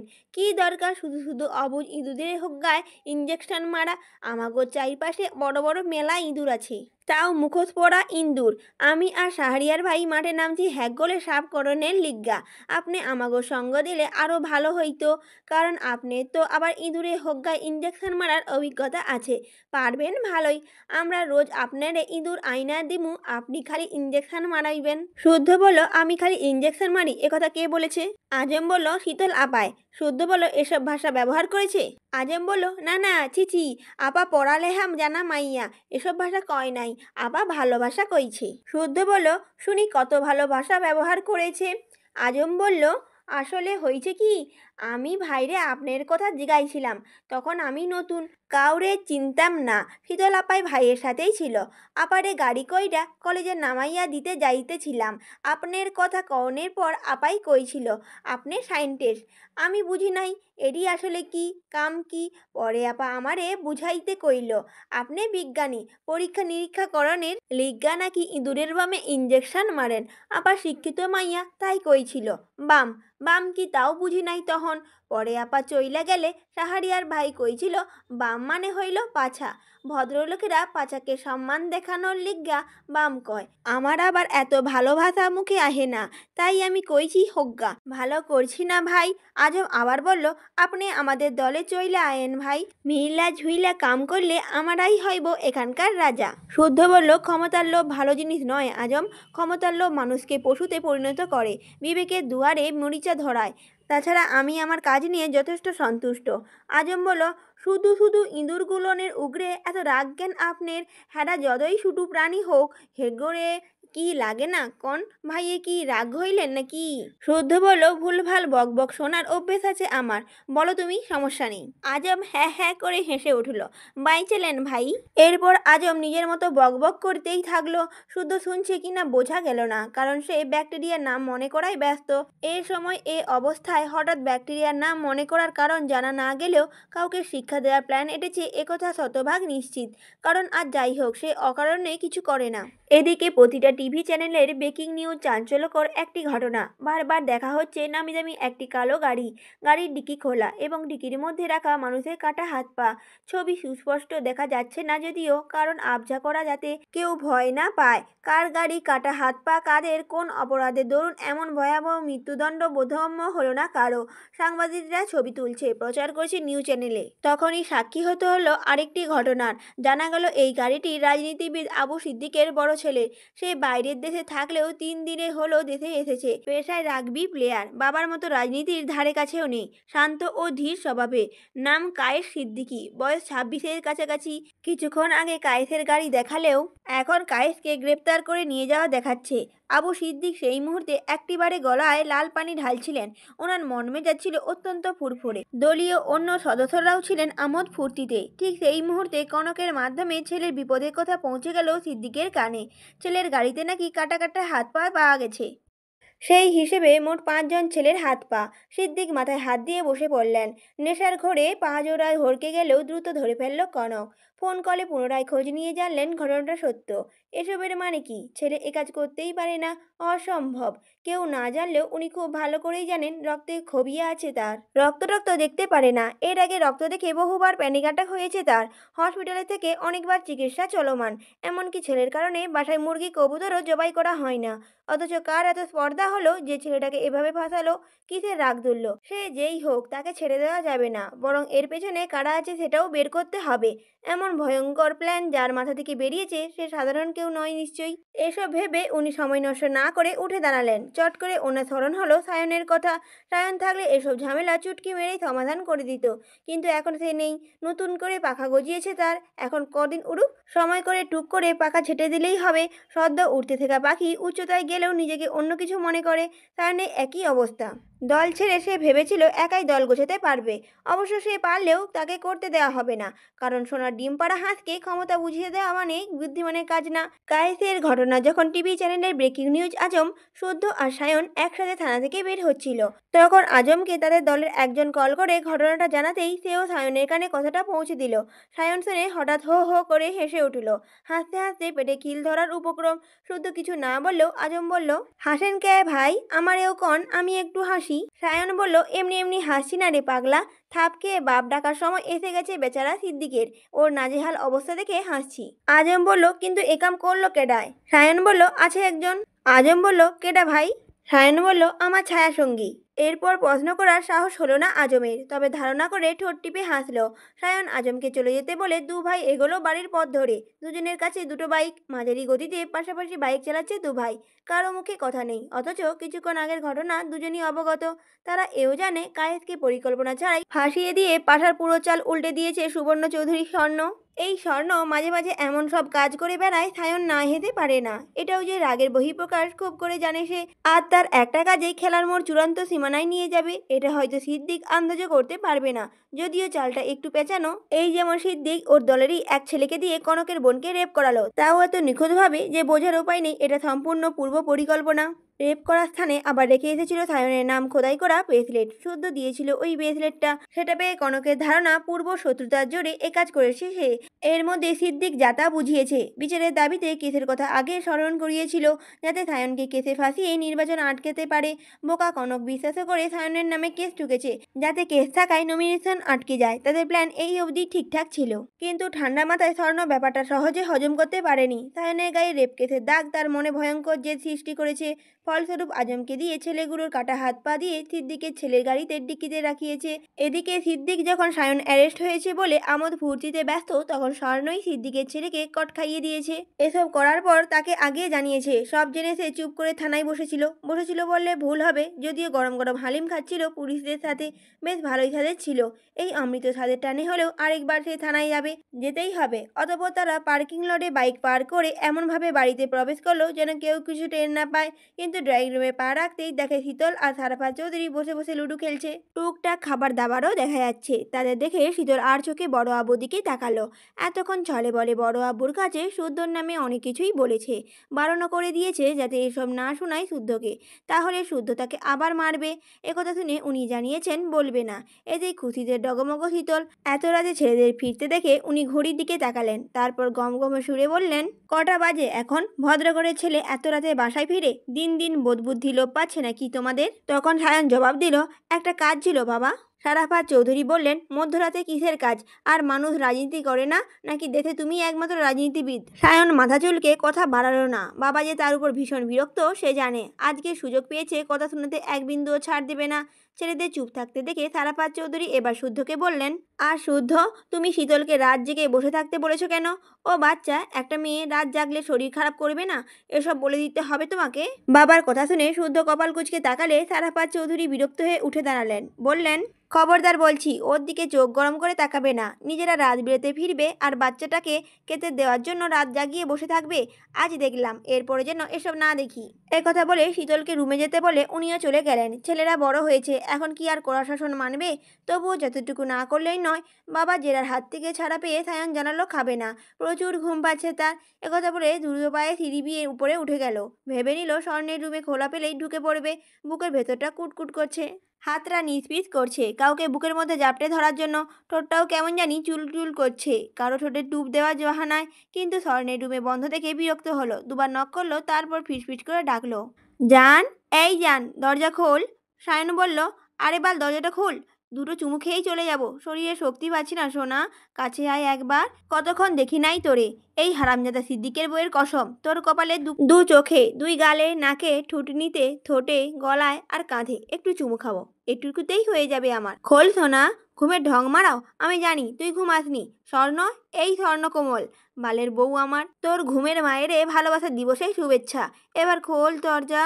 চুমুর জন্য ক্ষুধার্ত আমি, তুই একজন ক্ষুধার্ত মানুষকে খেতে দিলি না? পাঠানি কোথাকার, বদদোয়া করলাম তোকে তোর বাচ্চারা যেন ল্যাংটা হয়ে জন্মায়। এত ডেকেও যখন সারা শব্দ পেল না, তখন বকতে বকতে নিজের রুমের দিকে পা বাড়ালো সায়ন। আর স্বর্ণ দরজার পাশে দাঁড়িয়ে ঠোঁট কামড়ে হাসছিল। ওদিকে শুদ্ধ গা এলিয়ে সোফায় বসেছে। গা ঘামার কারণে পিঠের সেই ক্ষতস্থানটা জ্বলছে প্রচণ্ড। জঙ্গলিটা সর্বশক্তি দিয়েই খামচি বসিয়েছে তখন। কি মনে করে শীতল পানির গ্লাসটা এগিয়ে দিলেও নিল না। শীতল মুখ বাঁকালো, মনে মনে গালি দিল। তখন শুদ্ধ বলল, আবার নালিশ করেছিস? শীতল বলল, না না, আমি কিছুই করিনি। শুদ্ধ বলল, এটাও বিশ্বাস করতে হবে আমায়? শীতল বলল, আমি টিভিতে মুভি দেখেছিলাম, বড় আব্বু পানি নিতে এসেছিল, আমাকে বসে থাকতে দেখে ঘুমাতে যেতে বলেছে। আমি বলেছি সায়ন ভাইয়া আর শুদ্ধ ভাই এখনো ফিরেনি, ওনারা এলে খেতে দিতে হবে। শুদ্ধ বলল, খেতে দে। শীতল বলল, আচ্ছা। শীতল খাবার গরম করে খেতে ডাকলে শুদ্ধ খেতে বসলো। তার পাশের চেয়ারে আইসক্রিম নিয়ে বসলো শীতল। শুদ্ধকে পটানোর উদ্দেশ্যে শীতল বলল, শুদ্ধ ভাই আপনি এই হাদিসটা জানেন? শুদ্ধ বলল, কি হাদিস? শীতল বলল, শ্রমিকের গায়ে ঘাম শুকানোর আগে পারিশ্রমিক দেওয়ার কথা বলা হয়েছে, ওই হাদিসটা। শুদ্ধ বলল, চলাকাট রেখে এসেছি। শীতল বলল, সেই কখন? শুদ্ধ বলল, যা ঘুমাতে যা। শীতল বলল, যাবো তো, আমার পারিশ্রমিক দিন। আমরা মুসলিম ঘরে ছেলে মেয়ে, আমাদের উচিত অক্ষরে অক্ষরে হাদিস পালন করা, তাই না? শীতল বলল, এতক্ষণ বসেছিলাম, একটু বাড়িয়ে দিয়েন। জানেনই তো শ্রমিকদের খুশি করলে আল্লাহ খুশি হন। শুদ্ধ বলল, ও নিয়ে ভাবিস না, তোকে খুশি চূড়ান্ত লেভেলে অবধি ঘুরিয়ে আনা দায়িত্ব আমার। শীতল বলল, বলেছিলাম যে দেশে ফিরলে আমার জন্য কিছু মিছু আনেননি না, মানে প্রতিবারই তো আনেন। শুদ্ধ বলল, তার মানে তুই আমার ট্রলি হাতিয়েছিস, তাই না? শীতল বলল, ইয়ে মানে একটু হাতিয়েছিলাম, কই চকলেট টকলেট পেলাম না তো। শুদ্ধ বলল, প্রতিবার তোদের জন্য আনি, এবার শুধু আমার জন্য এনেছি। একটা পারফিউম তো আস্ত রাখিসনি, তাই আরো ভালো ভালো পারফিউম এনেছি। শীতল বলল, এগুলোর দাম কি ওগুলোর চেয়েও বেশি? শুদ্ধ বলল, হুম। শীতল বলল, আমি গিয়ে দেখি তাহলে। শুদ্ধ বলল, যাবি? যা, খবরদার নষ্ট যেন না হয়। শীতল বলল, আচ্ছা। একথা বলে শীতল খুশিতে ডগমগ হয়ে দৌড়ে চলে গেল। শুদ্ধ ধীরে সুস্থে খেয়ে রান্নাঘরে সব রেখে দিয়ে রুমে গেল। পাখি খাঁচায় ঢুকে পড়েছে, বাড়তি তারা নেই যদিও। তখন পাখিকে একটু শিক্ষা দেওয়া যাক, মনে মনে এসব ভেবে রুমে গিয়ে দেখে শীতল ট্রলি নিয়ে বিছানার মাঝখানে বসেছে। দুটো ট্রলি থাকায় প্রথমে যেটা খুলেছে সেটা শুদ্ধের জামা কাপড়। সেখানে কিছু না পেয়ে কাপড় চোপড় এলোমেলো করে ছড়িয়ে ছিটিয়ে রেখেছে। আরেকটা খুলে পারফিউমের মোড়ক খুলে দেখেছে পুরো রুম পারফিউমের গন্ধে মোমো করছে। শুদ্ধ আপাতত কিছু বলল না, রুমের দরজা লক করে স্টাডি টেবিলের ওপর বসলো। খাতা ও কলম টেনে নিয়ে ঘষ ঘষ করে কী সব লিখলো। তারপর ঝকঝকে হাতের লেখায় পূর্ণ খাতাটি শীতলের হাতে ধরিয়ে দিয়ে বলল, এখানে 15টা ব্যাকটেরিয়া ও কোন ব্যাকটেরিয়ায় কোন রোগ হয় সেটা লেখা আছে। এগুলো মুখস্থ করে লিখে তারপর রুম থেকে বের হবি। শীতল হতবাক, এই মধ্যরাতে কোন দুঃখে ব্যাকটেরিয়ার নাম মুখস্থ করতে যাবে? নিজের পড়া ধরে ছুঁয়ে দেখে না, অথচ সে খাতাকে চোখ বুলিয়ে দেওয়ার ঘড়ির দিকে তাকালো। তারপর বলল, এত রাতে ব্যাকটেরিয়ার নাম মুখস্থ করব কেন শুদ্ধ ভাই? শুদ্ধ বলল, কোন ব্যাকটেরিয়ার কারণে কোন রোগ হয়, কোন ওষুধের রোগ সারে, একটা মেডিসিন তৈরি করতে কত খাটুনি খাটা লাগে, এসবও তো জানা দরকার, তাই না? তাছাড়া মেডিসিন ট্রায়াল দিতে ইঁদুরে হোক না মানে বামে ইঞ্জেকশন মারি কেন, এর পেছনে কাহিনীও জানতে পারবি। শীতল মুখ লটকে তাকিয়ে রইল। মধ্যরাতে এসব অত্যাচার সহ্য হয়? সে খাতাতে চোখ বুলিয়ে নিল। এত বড় বড় ইংলিশে বানান উচ্চারণ করবে কিভাবে? পড়তে গিয়ে দাঁতগুলো না ঝরঝর করে পড়ে যায়। সে খাতাতে নজর সরিয়ে বিছানা থেকে নামতে নামতে বলল, অনেক রাত হয়েছে শুদ্ধ ভাই, বড় আবু রাত জাগতে বারণ করেছে, শরীরটা খারাপ লাগছে শুদ্ধ ভাই, কাল মুখস্থ করে দেব। একথা বলে দরজার কাছে গিয়ে দেখে দরজা লক করা। পাস ইন করলে দেখাচ্ছে রং পাসওয়ার্ড। সে বিস্ফোরিত দৃষ্টিতে পেছনে ঘুরে দেখে শুদ্ধ নেই। ওয়াশরুম থেকে পানি পড়ার শব্দ আসছে, অর্থাৎ জব্দ করার সব পথ ঠিকঠাক করে সে গেছে ফ্রেশ হতে। শীতল পুনরায় পাসওয়ার্ড দিল, না তাও হলো না, বরং শুদ্ধর ফোনে অ্যালার্ট নোটিফিকেশন গেল। শীতল কাঁদো কাঁদো হয়ে পুনরায় বিছানায় বসলো। এবার কি হবে? 20 মিনিট পর শুদ্ধ মাথা মুছতে মুছতে বেরিয়ে এলো। কালো ট্রাউজার আর সাদা টি শার্ট। তাকে মলিন মুখে দাঁড়িয়ে থাকতে দেখে শুদ্ধ শুধালো, মুখস্থ হয়েছে? বল দেখি। শীতল বলল, শুদ্ধ ভাই, আর কখনো আপনার অবদ্ধ হব না, টাকাও লাগবে না, যেতে দেন এবারের মতো। একথা শুনে শুদ্ধ এগিয়ে তার মুখোমুখি দাঁড়ালো। ঠান্ডা হাতে শীতলের কপাল স্পর্শ করে তাপমাত্রা দেখে বলল, জ্বর নেই তো? তাহলে ভুল বকছিস কেন? শীতল বলল, সত্যি বলছি। শুদ্ধ বলল, এই সত্যিটা তুই এই অবধি কতবার বলেছিস? শীতল বলল, বুঝতে শেখার পর থেকেই তো বলছি, তাও ধরেন 1000 বার বলা হয়েছে। শুদ্ধ বলল, রেখেছিস? শীতল বলল, না। তাহলে এবার রাখতেও হবে না। তুই এটা মুখস্থ করতে করতে আমার জামা কাপড়গুলো দ্রুত গুছিয়ে ফেল। পারফিউমগুলোর জান প্রাণ খেয়েছিস না, এবার নিজ দায়িত্বে নতুন পারফিউমগুলো সাজা দেখি। আর চেলাকাঠ কই? শীতল বলল, খাটের নিচে। শুদ্ধ সেটা বের করে দেখে লাল মেহগুনি গাছের শক্তপোক্ত চেলাকাঠ। বিড়াল মারার কথা শুনে মোটাসোটাই এনেছে। সেই চেলাকাঠটা ঘুরিয়ে ঘুরিয়ে দেখতে দেখতে বলল, কাজে হাত দেওয়ার আগে চেলাকাঠটাকে ঝটপট একটা সালাম কর দেখি। আর করবো না শুদ্ধ ভাই। একথা বলে শীতল ঝরঝর করে ভ্যাঁ ভ্যাঁ করে কেঁদে দিল। নাম মাত্রেই কেঁদে কেটে একাকার অবস্থা। তখন শুদ্ধ বলল, সন্ধ্যায় খামচি কেন মেরেছিলি? জানে ভয় নেই? একবারও মনে হয়নি এর ফল কি হতে পারে? শীতল এবার বুঝল তখনকার রাগ তোলার জন্য তাকে ভুলিয়ে ভালিয়ে এখানে এনেছে। সে ভেজা চোখে পিটপিট করে তাকালো। বুঝলো কিছু না বললে মার হজম করতে হবে, কিন্তু বিনা বাক্যে মার খেয়ে তার ভুলও চোখে আঙুল দিয়ে দেখিয়ে দেওয়া দরকার। তাই আর কিছু না ভেবে সে পেছনে ঘুরে কামিজের চেনটা কিছুটা নামিয়ে দিল। সাথে সাথে শুদ্ধ নজর আটকালো শীতলের ফর্সা মসৃণ পিঠে লেপ্টে থাকা কালো রঙা অন্তর্পাশের চিকন ফিতায়। শীতলের বোকামিতে শুদ্ধ নিজেই খই হারিয়ে ফেলল। এক ধাপ পিছিয়ে গিয়ে হাত থেকে চারাকাঠ পড়ে গেল। তখন শীতল কান্না মিশ্রিত গলায় বলল, দেখুন আপনার জন্য মৌমাছি কামড়ে কি করেছে।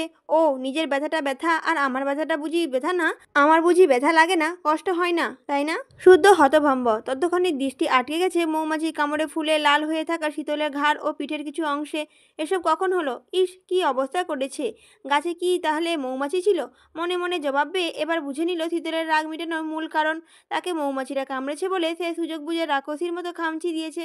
ভাগ্যিস বলেনি, শুদ্ধ ভাই আপনার জন্য মৌমাছিরা আমাকে কামড়েছে, এখন আমি আপনাকে কামড়াবো। নিন এবার ঘুরে দাঁড়ান, দেখি গুনে গুনে সবকটা কামড় শোধ করি।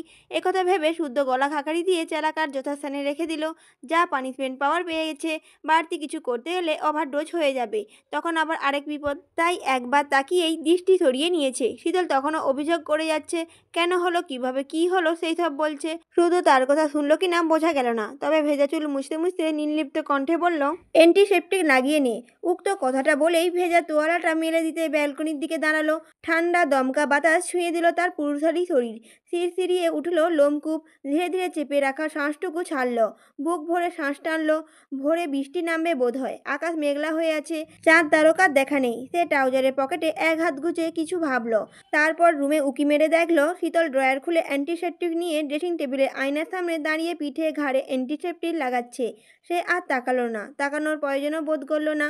কন্ট্রোল জিনিসটাকে লাল কার্ড দেখাতে বরাবরই পারদর্শী সে, যদিও সেটা একটু একটু করে গড়ে তোলা কঠোর পরিশ্রমের ফল। এত সোজা না সামান্য কিছুতে নিজের আত্মসংযমকে পায়ে পিষে ফেলা, আবেগের বশে ভুল করে বসা। বলা বাহুল্য, রিসার্চের ক্ষেত্রে নগ্ন নারী দেহের অঙ্গ প্রত্যঙ্গের ব্যাপারে অনেক কিছুই জানতে হয়েছে, পড়তেও হয়েছে, এমনকি নোট করতে হয়েছে। সায়েন্সের স্টুডেন্টদের কাছে শুরুর দিকে ব্যাপারটা অস্বস্তিকর হলেও দিনকে দিন কাজের ক্ষেত্রে মানিয়ে নিতেই হয়। একটা সময় স্বাভাবিক হয়ে যায়। যদি তা না হতো তাহলে নারীদের শরীরে থাকা গোপন অসুখের চিকিৎসা হতো না, আর না অসুখের প্রতিষেধন তৈরি হতো। এমনটা না নারীদের অসুখের মেডিসিন নারী তৈরি করে, কথাটা সম্পূর্ণ ভুল। নারী ও পুরুষরা মিলে অনেক প্রচেষ্টার ফল হিসেবে এক একটা প্রতিষেধন সৃষ্টি করে, রিসার্চ করে দেখে কতটা কাজে দেবে, কতটা উপকারী। মোট কথা সে ভালো করে জানে শীতল চঞ্চল, অশান্ত, মাথামোটা, কোনো কিছুই ভেবে করেন না। একবার ভাবেও না বোকামির কাজ কী রূপ প্রভাব ফেলতে পারে। যেমন সেদিনই বোকামি করে ফোনটা কামিজের মধ্যে ঢুকিয়ে নিয়েছিল। অন্য কেউ হলে কি এমনটা করতো? করতো না, বরং 10 বার ভাবতো। সেদিনের মতো আজকেও আচমকা তার সামনে কামিজের চেন খুললে দাঁড়িয়ে গেছে তার সামনে। একবার ভাবেও নি যে সে আর আগে ছোট শীতল নেই, এখন হাতে পায়ে বড় হয়েছে, শরীরের পরিবর্তন ধরা দিয়েছে, এখন আর এসব বোকামি চলে না। কিন্তু মেয়েটা বুঝলে তো, এসব আবার সায়নের কাছে করে না। সে সায়নের কাছে সমস্ত গোপন কথা জমা রাখে। এমন সব গোপন কথা তাদের মুখে বোম পড়লেও কেউ বলবে না, আর না তাদের দেখে কেউ টের পাবে। অথচ সে এত মারে, এত বকে, তবুও তার কাছে উদ্ভট কাণ্ডগুলো করে। যদিও এসবে অভ্যস্ত হয়ে গেছে আজকাল, এজন্য বোধহয় অন্তর্বাসের কালো ফিতা দেখেও তেমন কিছু মনে হয়নি, হচ্ছেও না, বরং স্বাভাবিক, সব স্বাভাবিক। এর কারণও হতে পারে কঠোর আত্মসংযম, তবে একটা নির্দিষ্ট কারণ প্রতি কন্ট্রোল হারাবে। বাধা ও নিষেধের দুয়ারে তালা লাগিয়ে বদ্ধ উন্মাদ হবে, এতটাই উন্মাদ হবে যা কেবলই সেই নারী তার উন্মাদনায় মাতাল হবে, কাতর হবে, ছটপটিয়ে কান্নাতুর স্বরে অভিযোগ ছুড়বে, আপনার নামের মতো আপনি শুদ্ধ পুরুষ নন, আপনি অসভ্য পুরুষ।